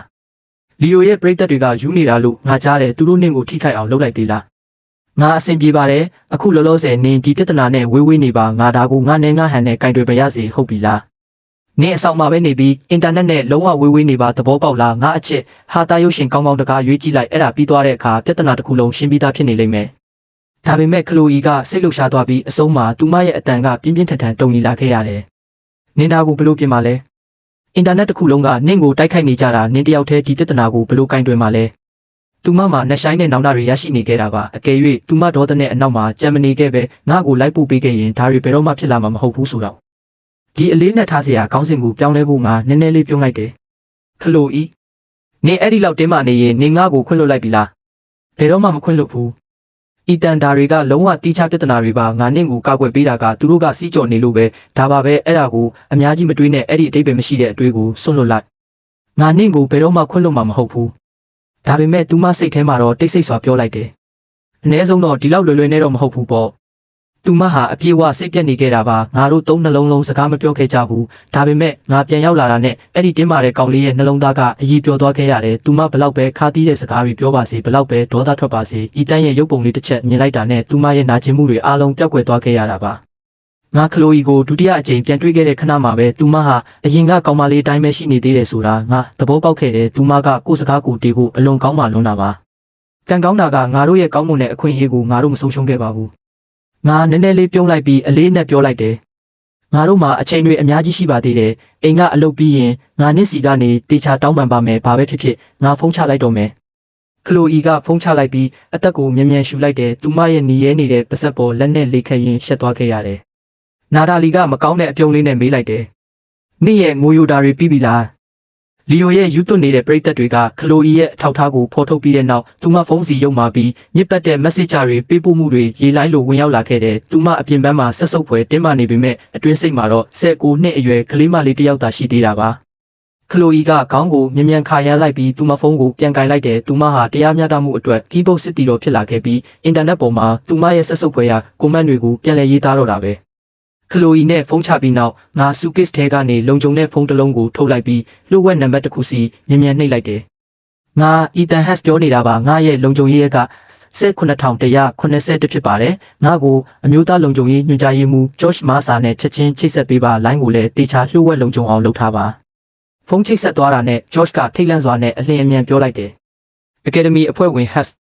Academy အဖွဲ့ဝင် ဒီကြီးမားတဲ့ပြဿနာအတွက်ငါရင်ထဲကနေအများကြီးတောင်းပန်ပါတယ်။စာမင်းလုံးဝစိတ်အေးထားပါမင်းရဲ့အထောက်ထားစစ်ကိုအပြည့်အဝလှုပ်ဝက်ထားပါမယ်။ဒီပြဿနာမှာပါဝင်တဲ့လူတိုင်းကိုအမျိုးသားလုံခြုံရေးညွှန်ကြားရေးမှူးကအသေးစိတ်စုံစမ်းစစ်ဆေးသွားပါမယ်စာ။ကျေးဇူးပါညွှန်ကြားရေးမှူးမစာ။ဒါပေမဲ့ငါမှမင်းစီကအထူးမြတ်တာရက်ခံချက်တစ်ခုရှိပါသေးတယ်။ဖဲမောင်းကငါ့ကိုကာကွယ်ပေးခဲ့တဲ့ကောင်မလေးကိုဒီအတုံးမကျတဲ့ပြဿနာကနောက်ထပ်ဘာမှမနှောက်ယှက်ပါစေနဲ့။ဒီမှာဘာပြဿနာမှမရှိပါဘူးစာ။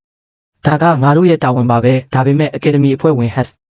ငါမင်းစီကတီးတက်မေးခွန်းတစ်ခုမေးလို့ရမလားအင်တာနက်ပေါ်မှာ virus viral ဖြစ်နေတဲ့ကျောင်းသူခလိုအီဘင်းနက်ကတကယ်ပဲမင်းရဲ့ရည်စားလားအကယ်၍အဲ့ဒီလိုဆိုရင်အမျိုးသားလုံခြုံရေးညွှန်ကြားရေးမှူးကသူမအတွက်အထူးစီစဉ်ပေးနိုင်ပါတယ်ထိတ်တန်းသူတေသနပညာရှင်တွေရဲ့မိသားစုတွေအတွက်ညွှန်ကြားရေးမှူးစီမှာအလွန်တင်းကျပ်ပြီးအပြည့်အဝဘေးကင်းတဲ့လုံခြုံရေးအစီအစဉ်ပေါ်မှာရှိပြီးသားပါငါမိဘတွေကဒါရဲ့အကြီးမားဆုံးဥပမာပါပဲလွန်ခဲ့တဲ့3နှစ်ကငါသူတေသနစခန်းထဲခြေလန်းလိုက်တာနဲ့သူတို့ကိုဖဲရမောက်မှာရှိတဲ့ဘေးကင်းပြီးတင်းကျပ်တဲ့မိသားစုအိမ်ယာစီပို့ဆောင်ပေးခဲ့တာပါသူတို့အပြင်ထွက်တိုင်းအပြည့်အဝလုံခြုံရေးပေးထားတာဖြစ်ပါတယ်ငါခံမှန်းကြည့်လိုက်ပြီးစက္ကန့်ပိုင်းများကြာပြီးနောက်အလွန်တိုးတိုးလေးပြန်ဖြေလိုက်တယ်ခုထိတော့မဟုတ်သေးပါဘူးငါသဘောပေါက်ပါပြီမင်းစိတ်မပူပါနဲ့ငါဒါအတွက်အရာအလုံးစီစဉ်ပေးပါမယ်ဂျော့ချ်ကခေါင်းကိုအချိန်ချင်းငိမ့်လိုက်ပြီးဖုံးချလိုက်တယ်သူအသက်ရှူရင်တိုးတိုးလေးညှိတွဲနေခဲ့တယ်ဒါကြောင့်မို့လို့အဲ့ဒီကောင်ကရုတ်တရက်ဖဲမောင်မှာကြောင်းဝင်တက်ခဲ့တာကိုသူကအဲ့ဒီမှာသူ့ရည်စားအတွက်သွားခဲ့တာပဲဒါကလူငယ်လေးတယောက်ရဲ့လုပ်ရက်နဲ့တူနေပြီဒါပေမဲ့အဲ့ဒီနောက်သူမျက်မှောင်ကျုပ်လိုက်တယ်အင်တာနက်ပေါ်မှာအဲ့ဒီညစ်ပတ်တဲ့ trend ခေါင်းစဉ်ကမြက်မြက်ဆဆန်အထက်သို့တက်နေတော့မှာပဲဒါဘာဖြစ်နေတာလဲငါတို့ညစ်ပတ်တဲ့ comment တွေကိုဖျက်ပစ်ဖို့မဆက်ရသေးဘူးလားဒါကဘာလို့ဒီလောက်မြက်မြက် trend ဖြစ်နေရတာလဲဒီလီယိုမှာယူသွတ်နေတဲ့ပရိသတ်တွေအများကြီးရှိတယ်ဗျငါတို့သူတို့ကိုဒီလောက်မြက်မြက်မဖြတ်နိုင်ဘူးငါတို့တစ်ခုကိုဖျက်ရင်နောက်တစ်ခုပေါ်လာတယ်သူတို့ရဲ့တာဝန်ရှိသူကဒီပြဿနာတစ်ခုလုံးပေါ်ဘာပြန်ဖြေလဲအကယ်၍သူတို့ကဒီဒိတ်ပဲမရှိတဲ့ train ကိုမတားဆီးဘူးဆိုရင်သူတို့ရဲ့ boss ကိုစကားပြောဖို့အမျိုးသားလုံခြုံရေးညွှန်ကြားရေးမှူးရုံးစီခေါ်ယူခိုင်းချင်တာလားသူတို့ရဲ့ညွှန်ကြားရေးမှူးကဖုံးမကင်ဘူးငါအဲ့ဒီမှာရှိတဲ့ငါတငယ်ချင်းစီစက်ကြည့်တော့ရင်းနှီးမြှုပ်နှံသူအများပြားကလီယိုဘက်ကရက်တည်နေကြတယ်လို့ပြောတယ်သူတို့ကဒါကိုလီယိုရဲ့အကျိုးအမြတ်အတွက်အသုံးချကြမှာသူ့ရဲ့ဈေးကွက်တန်ဖိုးကခုထိအယမ်းမြင့်မားနေတော့မယ်လီယိုအနောက်မှာဘသူလက်ပါလဲဆိုတာငါနည်းနည်းလေးမှဂယုမဆိုင်ဘူးဤပညာဌာနကိုဓာတ်ရိုက်အလုပ်ခိုင်းလိုက်ပြီးသူတို့ရဲ့စာပါတွေအကုန်ပိတ်ပစ်ကစနစ်ကိုပြစ်ချလိုက်စမ်းအတိတ်ပဲမရှိအမိုက်ဖြတ်နေတဲ့အကောင့်တိုင်းကိုချက်ချင်းပိတ်ပစ်ပန်ပြီးအဲ့ဒီရင်းနှီးမြှုပ်နှံသူအားလုံးကိုအမျိုးသားလုံခြုံရေးညွှန်ကြားရေးမှူးရုံးစီဆွဲခေါ်လာခဲ့အခုငါတို့တကယ်ဘယင်ကဘသူလဲဆိုတာကြည့်ကြတာပေါ့သူတို့ရဲ့ပါဝါကပိုကြီးသလားငါရဲ့နံပါတ်10ငါဖက်နှက်ကပိုကြီးသလားကျန်တဲ့ agency အားလုံးကိုချက်ချင်းအကြောင်းကြားလိုက်စမ်း 2 မိနစ်အတွင်းမှာပဲအီတန်အကြောင်းရေးသားထားတဲ့ပို့တစ်ခုချင်းစီအင်တာနက်ပေါ်ကနေလုံးဝပျောက်ကွယ်သွားခဲ့ရတယ်။အခြားတစ်ဖက်မှာတော့ပထမတန်းဆောင်ဆိုင်ခန်းအတွင်းမှာလီယိုဟာသူ့ရဲ့ဈေးကြီးတဲ့နှိမ့်နယ်ကလထိုင်ပေါ်မှာလဲလျောင်းရင်းအနားယူနေခဲ့ပြီးအင်တာနက်ပေါ်မှာဖြစ်ပျက်နေတဲ့ဒီပြဿနာတစ်ခုလုံးကိုကြည့်ပြီးအယံဝမ်းသာနေခဲ့တဲ့သူ့မျက်လုံးထဲမှာမုန်းတီးမှုနဲ့အနိုင်ရလိုတဲ့မာနတွေရှင်းရှင်းလင်းလင်းပေါ်လွင်နေခဲ့တာပါ။မင်းကအတုံးမကျတဲ့အလကားကောင်ပဲမင်းငါ့ကိုရန်ဆနိုင်တယ်လို့ထင်နေတာလား။ငါလက်ညှိုးတစ်ချောင်းတည်းနဲ့မင်းကိုဖျက်ဆီးပစ်လို့ရတယ်။သူ့အကူကရေမော်ရင်မြောက်ပစ်လိုက်တယ်။လီယိုမင်းရဲ့ပရိသတ်တွေကတကယ်ကိုပြဿနာရှာလိုက်ကြတာပဲမိနစ်30တောင်မပြည့်သေးဘူးဒီကိစ္စကအင်တာနက်ပေါ်မှာနံပါတ်1အဖြစ်အန္တရာယ်များတဲ့နီလန်နဲ့ trade ဖြစ်နေပြီးမင်းရဲ့လူကြိုက်များမှုကမိုးထီအောင်မြင့်တက်နေတာပါသူတို့နှစ်ယောက်အောင်ပွဲခံနေကြပေမဲ့အဲ့ဒီမိုင်မဲသူတွေဟာမကြမီသူတို့လက်ထဲလက်ထိတ်ခတ်ခံရတော့မယ်ဆိုတာကိုလုံးဝမသိခဲ့ကြပါဘူးအခြားတစ်ဖက်မှာတော့အမျိုးသားလုံခြုံရေးညွှန်ကြားရေးမှူးဌာနချုပ်ရုံးမှာ George Marsa ကဒေါသတကြီးနဲ့သူ့စာပွဲပေါ်ကအဲ့ဒီမှတ်တမ်းအဟောင်းတွေကိုမပြီးယဉ်ကျေးမှုရေးရာညွှန်ကြားရေးမှူးရဲ့မျက်နှာပေါ်တိုက်ရိုက်ရိုက်ချလိုက်တော့တာပဲ10 မိနစ်အတွင်းမှာပဲ Trend အားလုံးဖျက်ပစ်ခြင်းခံလိုက်ရပြီးအင်တာနက်ပေါ်မှာအီတက်နာမည်အရေးရောင်များတော့မကျန်တော့ပါဘူးလီယိုကရုတ်တရက်ဒါကိုမြင်လိုက်ရတော့အော်ဟစ်လိုက်တယ်ဒါဘာဖြစ်တာလဲသူ့ရဲ့အကူကပလက်ဖောင်းရဲ့အမှုဆောင်တယောက်စီမြန်မြန်ဖုန်းဆက်လိုက်တယ်ဖုန်းကင်လိုက်တာနဲ့အဲ့ဒီအမှုဆောင်ကသူ့ကိုပြင်းပြင်းထန်ထန်ဒေါသထွက်ပြီးပြောလိုက်တယ်နားထောင်စမ်းငါတို့အကြီးမားဆုံးဒုက္ခတွေရောက်နေပြီငါတို့ရဲ့အရင်တငယ်ချင်းတန်ရောစဉ်ရငါမင်းကိုမှန်ကန်တဲ့အကြံဉာဏ်ပေးမယ်အဲ့ဒီကနေချက်ချင်းထွက်သွားမဟုတ်ရင်အဲ့ဒီလူတွေရောက်လာတဲ့အခါငြိမ်ငြိမ်လေးလက်နက်ချလိုက်ပါလီယိုကဘာတွေဖျက်ဆီးလိုက်လဲဆိုတာမင်းသိလားကိစ္စတွေအဲ့ဒီလိုဖြစ်နေချိန်မှာပဲယဉ်ကျေးမှုရေးရာညွှန်ကြားရေးမှူးကလီယိုရဲ့အမှုပညာ agency စီဓာတ်ရိုက်ဖုန်းဆက်လိုက်တယ်သူကဒေါသတကြီးအော်ဟစ်လိုက်ရင်ဖုန်းထဲမှာပြောလိုက်တယ်ငါမင်းကိုနောက်ဆုံးသတိပေးချက်ပေးဖို့ဖုန်းဆက်တာမင်းရဲ့ agency အောက်မှာအလုပ်လုပ်နေတဲ့အမှုပညာရှင်တိုင်းရဲ့မထုတ်ဝေရသေးတဲ့ project အားလုံးကိုဆိုင်းငံ့လိုက်ပြီးအခုဘာအလုပ်အတည်ပြုချက်အတွက်မှငါစီလာမတောင်းတဲ့ငါတခုခုကိုအတည်ပြုပေးခဲ့ရင်ငါနမူနာနာမည်ကိုပြောင်းပြစ်မယ်ပြီးတော့မင်းရဲ့ company ကအင်တာနက်ပေါ်မှာလီယိုကိုထောက်ခံခဲ့တဲ့ Sally တိုင်းကိုနာမည်ပြည့်စည်ရင် blacklist တွင်းလိုက်ပြီးအထူးသဖြင့်အဲ့ဒီလီယိုပေါ့ဒါပေမဲ့မင်းသူ့အတွက်စိုးရင်စရာမလိုပါဘူးဘာလို့လဲဆိုတော့ကစားကွက်ကပြီးသွားပြီမို့လို့ပဲပြီးတော့ဒီနေ့ညကိုနိုင်မတိုင်ခင်မင်းကုမ္ပဏီရဲ့အရာရှိကြီးအားလုံးကိုယဉ်ကျေးမှုရေးရာညွှန်ကြားရေးမှူးရုံးစီခေါ်လာခဲ့အဲ့ဒီမှာငါတို့အားလုံးထိုင်ပြီးအေးအေးဆေးဆေးစကားပြောကြတာပေါ့ agency ရဲ့ boss ကဒါကိုကြားတော့လုံးဝငြိမ်ကျသွားခဲ့ရတယ်အဲ့ဒီအချိန်မှာပဲသူ့အတွင်းရေးမှူးကပြပြတရားနဲ့အထဲဝင်လာပြီးပြောလိုက်တယ်မစ္စတာဒါနာငါတို့အကြီးမားဆုံးပြဿနာတွေရောက်နေပြီဒီမှာအခွန်ရရှိတွေရောက်လာကြပြီသူတို့ကငါတို့ရဲ့ဗန်နာရေးနဲ့အခွန်မှတ်တမ်းတွေအားလုံးကိုသူတို့နဲ့အတူတန်းသိမ်းသွားကြပြီအခြားတစ်ဖက်လေးစိတ်မှာတော့လီယိုနဲ့သူ့ရဲ့အကူစီကိုပယ်ဖျက်ခြင်းအတိပေးချက်တွေစက်တိုက်ဝင်ရောက်လာခဲ့တဲ့ထောက်ခံချက်အားလုံးပယ်ဖျက်ခံလိုက်ရတဲ့စာချုပ်တွေစုပ်ဖြတ်ခံလိုက်ရတယ်သူတို့စီမှာဘာပြဿနာတွေဖြစ်နေမှန်းခုထိဘာမှမသိသေးပါဘူးရိုးရိုးအဝတ်စားနဲ့ရဲတပ်ဖွဲ့ဝင်၄ယောက်သူတို့စီရောက်လာပြီးသူတို့ရဲ့တစိမ့်တွေကိုပြလိုက်ကြတယ်ကျေပွင့်ကြီးအခုနောက်ထပ်ဖြစ်လာတော့မယ့်ကိစ္စတွေအတွက်ကံကောင်းပါစေဒါကိုကြားတော့လီယိုကပြင်းပြင်းထန်ထန်ဒေါသထွက်သွားခဲ့တယ်။ဒါပေမဲ့သူရှိတက်လိုက်တာနဲ့အရာရှိ2ယောက်ကသူ့ကိုအဲ့ဒီမှာတင်မြေပြင်ပေါ်ဆွဲလဲလိုက်ကြတော့တယ်။အခြားတစ်ဖက်ဖဲမောက်တက္ကသိုလ်ရဲ့မိန်းကလေးအဆောင်မှာနာတာလီကအရန်စစ်လှုပ်ရှားစွာနဲ့အော်ဟစ်လိုက်တယ်။ခလိုဤနင်းကြည့်လိုက်ဆိုင်အင်တာနက်ပေါ်မှာအစိုးရကတိုက်ရိုက်ဝင်ရောက်ဆွတ်ဖက်လိုက်ပြီးနေရဲ့အဲ့ဒီအီတန်ကဒီတစ်ချိန်တကယ်ကိုကံကောင်းလုံးလို့လွတ်သွားတာပါ။ခလိုဤကခေါင်းငိမ့်လိုက်ပြီးပုံမှန်အတိုင်းတရုပ်ဆောင်ဖို့ကြိုးစားလိုက်တယ်။ငါကြည့်လိုက်ပြီးတော့ငါနင်းကိုဒီကိစ္စပြန်ရှင်းပြမယ်။ငါနဲ့အီတန်နဲ့ကတယောက်နဲ့တယောက်ဘာမှမဆိုင်ပါဘူးအဲ့ဒီအချိန်မှာပဲသူမလက်ထဲကဖုန်းကရုတ်တရက်မြည်လာခဲ့တယ်သူမအလွန်အလေးနဲ့ဖြစ်သွားပြီးတိတ်ဆိတ်သွားခဲ့တယ်ခလိုအီကစိတ်လှုပ်ရှားပြီးတိတ်ဆိတ်နေတဲ့ပုံစံပေါက်နေခဲ့တယ်အီတန်ဖုန်းဆက်နေတာနာဒါလီကချက်ချင်းဆက်နောက်ရင်ပြုံးလိုက်တယ်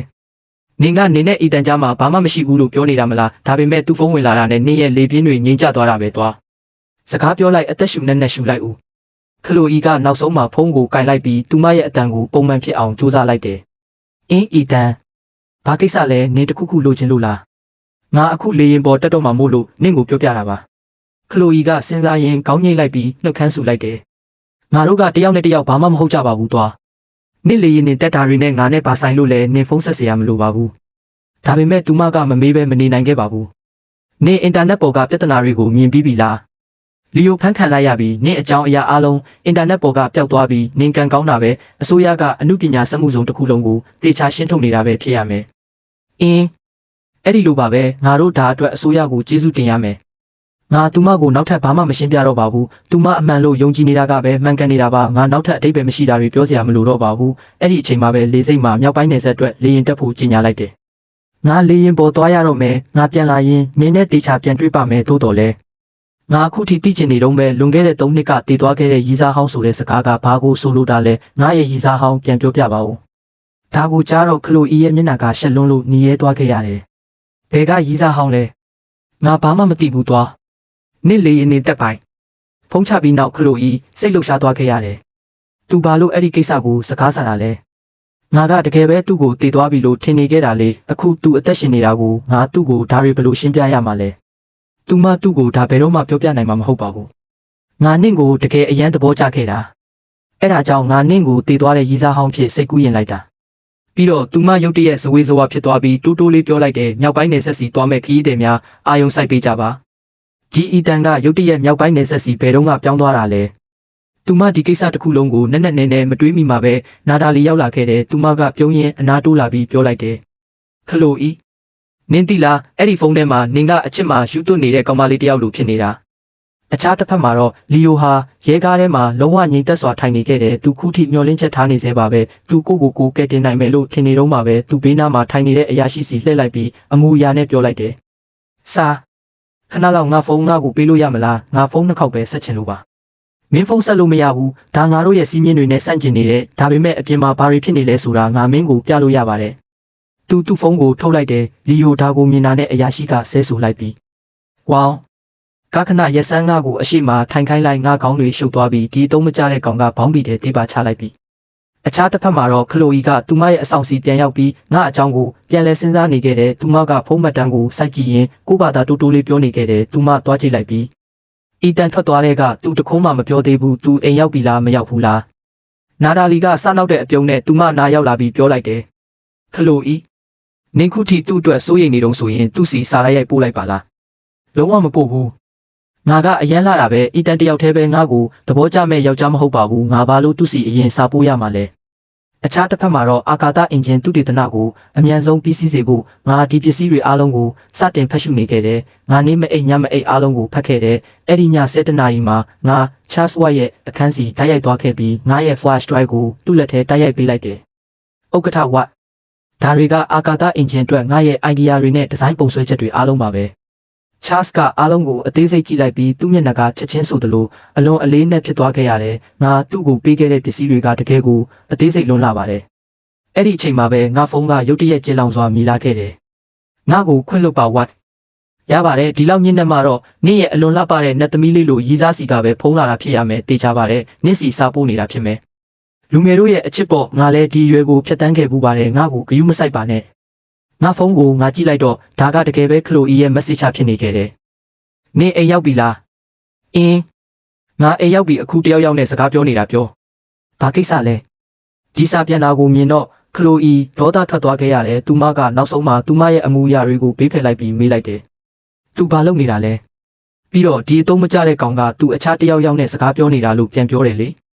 သူ့မှာအသုံးမကျတဲ့လူတွေနဲ့စကားပြောဖို့အချိန်ရှိပေမဲ့အိမ်ရောက်ပြီဆိုတာငါ့ကိုပြောပြဖို့အချိန်မရှိဘူး၃နှစ်အကြာမှာငါတို့တငယ်ချင်းတောင်မဟုတ်တော့ပါဘူးငါတို့စာပွဲတစ်ခုထဲမှာအတူထိုင်ခဲ့တုန်းကဆိုရင်သူရေချိုးရင်တော့ငါစီစာပို့ပြီးပြောပြတတ်တာဒီယောက်ျားတွေကတကယ်ကိုမြန်ပြောင်းလဲကြတာပဲငါကကိုအသုံးမကျအောင်လုပ်နေခဲ့တာပဲစိတ်တူတူနဲ့ခလိုအီကသူ့စီစာအများကြီးပို့လိုက်တော့တယ်ငါထင်တဲ့အချိန်မတော်ဘူးနဲ့တူတယ်ငါနင့်ကိုမနှောက်ယှက်တော့ပါဘူးဒီနေ့ညနင်သူတို့နဲ့ပဲအေးအေးဆေးဆေးစကားပြောလိုက်ပါငါနင့်စီမနှက်ပြန်စာပို့မယ်ဒီလိုဆိုရင်ငါတို့တယောက်နဲ့တယောက်အရန်လဲဝေးကွာမနေတော့ဘူးမဟုတ်ဘူးလားဟုတ်တယ်မလားကောင်းတော့ညပါငါအိတ်တော့မယ်ခလိုအီစီကဒီလိုရုတ်တရက်ရောက်လာတဲ့စာအများကြီးကိုမြင်တော့ငါလုံးဝဇဝေဇဝါဖြစ်သွားခဲ့ရတယ်ဒါတွေကဘာအတိတ်ပဲမရှိတာတွေလဲ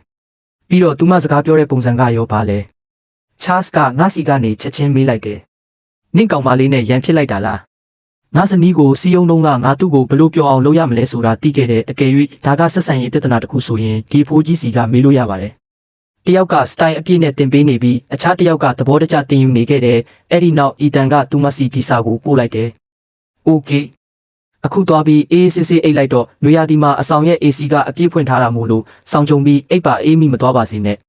ကောင်းတော့ညပါအပူဒဏ်ကြောင့်တေသွားစမ်းကလေးမလေးဒါကိုဖတ်လိုက်တာနဲ့ခလိုအီရဲ့မျက်နှာငိမ်ကျသွားခဲ့ရတယ်သူမဒေါသတကြီးနဲ့အန်ဂျိတ်ကအလုံးမြင်စာရိုက်လိုက်တယ်အီတန်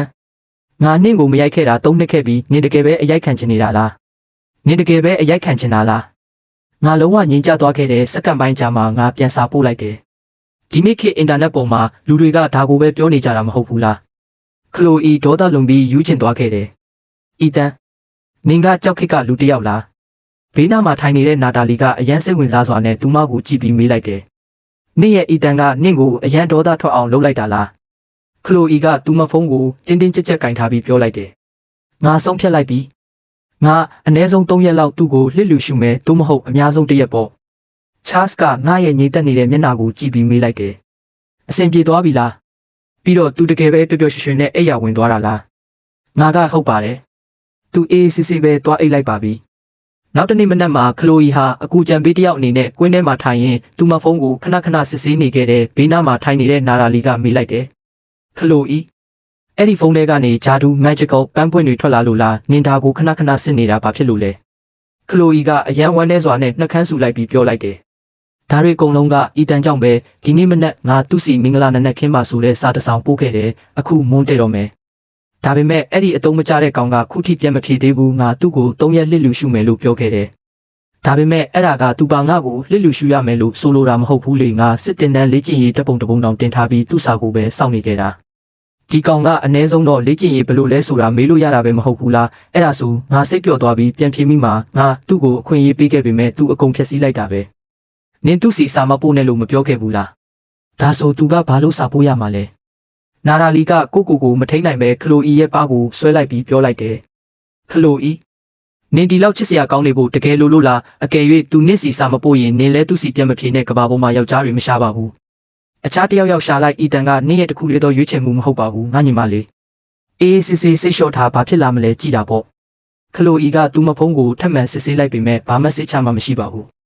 အဲ့ဒီမိုးလွဲပိုင်းမှာသူတေသနစခန်းစီထိတ်တန်းအဆင့်ကျွမ်းကျင်သူအများအပြားရောက်ရှိလာခဲ့ကြတယ်။နယ်ပယ်ပေါင်းစုံကနေရောက်ရှိလာပြီးအားလုံးစုဝေးခဲ့ကြတာပါ။ညွှန်ကြားရေးမှူးစက်တုံးမှလွယ်၍လူအများစုဟာပြောင်းရွှေ့မိတ်တွေရရှိခဲ့ကြပြီးသူတို့ကိုအလွန်အရေးပေါ်မြောက်ပိုင်းနယ်စပ်စီဆေလွတ်ခဲ့တာဖြစ်ပါတယ်။သူတေသနစခန်းတွေကိုပို့ဆောင်ခံခဲ့ရတာပါ။သူတို့အဲ့ဒီမှာဘာတွေဖြစ်နေလဲဆိုတာလုံးဝမသိခဲ့ကြပါဘူး။လူတိုင်းတိုးစကားပြောနေချိန်မှာပဲချားစ်ဟာနောက်ဆုံးမှာငါနဲ့ညွှန်ကြားရေးမှူးနဲ့အတူအထဲဝင်လာခဲ့တယ်။သူတို့ဖြည်းဖြည်းချင်းလမ်းလျှောက်ရင်းအစည်းအဝေးခန်းမထဲဝင်လာခဲ့ကြတယ်ငါကိုမြင်တော့ကျွမ်းကျင်သူအားလုံးအချင်းချင်းတိုးပြတော့ကြတော့တယ်ခန်းမထဲမှာရှိတဲ့လူအချို့မှာတော့အလွန်အံ့အားသင့်သွားကြရတယ်သူတို့ငါရဲ့အောင်မြင်မှုတွေကြောင့်ဘာမှမသိခဲ့ကြပါဘူးအဲ့ဒီသူတေသနစခန်းမှာအလုပ်လုပ်နေကြတဲ့အငယ်ဆုံးသူတေသနပညာရှင်တွေတောင်အသက်30ဝန်းကျင်ရှိနေကြပြီဖြစ်ပြီးအကြီးဆုံးသူတွေကတော့အသက်80သို့မဟုတ်80ဝန်းကျင်တွေဖြစ်ကြပါတယ်လူတိုင်းကမိတ်ဆက်အချင်းလေးပေးခဲ့ကြတယ်ငါတို့ရဲ့အဲ့ဒီတင်းမာတဲ့အစည်းအဝေးဟာအဲ့ဒီမှာ6နာရီနီးပါးမနာတမ်းဆက်လက်ပတ်ခဲ့ပါတယ်ည2နာရီထိရောက်ရှိပြီးနောက်ဆုံးမှာငါရဲ့စကားကိုအပြီးသတ်နိုင်ခဲ့တယ်ငါရဲ့အာယုံဆိုင်မှုအားလုံးကအဲ့ဒီ curvature drive system ရဲ့အနောက်က theory ကိုအလွန်ကောင်းမွန်စွာရှင်းပြဖို့ပဲဖြစ်ခဲ့တယ်ငါရှိနေတဲ့ကျွမ်းကျင်သူအားလုံးရဲ့မိကိုတစ်ခုချင်းစီကိုပြန်လည်ဖြေချပေးခဲ့တယ်အစည်းအဝေးပြီးသွားတဲ့အခါခန်းမတစ်ခုလုံးမှာကျဲလောင်စွာလက်ခုပ်တံများထွက်ပေါ်လာခဲ့တယ်အဲ့ဒီသူတေသနပညာရှင်တွေရဲ့တက်ကြွမှုပြည့်နေတဲ့အတန်တွေကခန်းမတစ်ခုလုံးကိုဟိမ့်ထွက်သွားစေခဲ့တာပါကျွမ်းကျင်သူအားလုံးကိုနှုတ်ဆက်ပြီးနောက်ငါတိုက်ရိုက်ငါအလုပ်စီသွားခဲ့တယ်ငါတကားပေးကအဲ့ဒီလုံခြုံတဲ့တစ်တာ safe worker စီသွားပြီးငါဖုန်းကိုထုတ်လိုက်တယ်အခန်းစီပြန်သွားရင်းငါဖုန်းကိုချက်ချင်းဖွင့်လိုက်တယ်ကဲ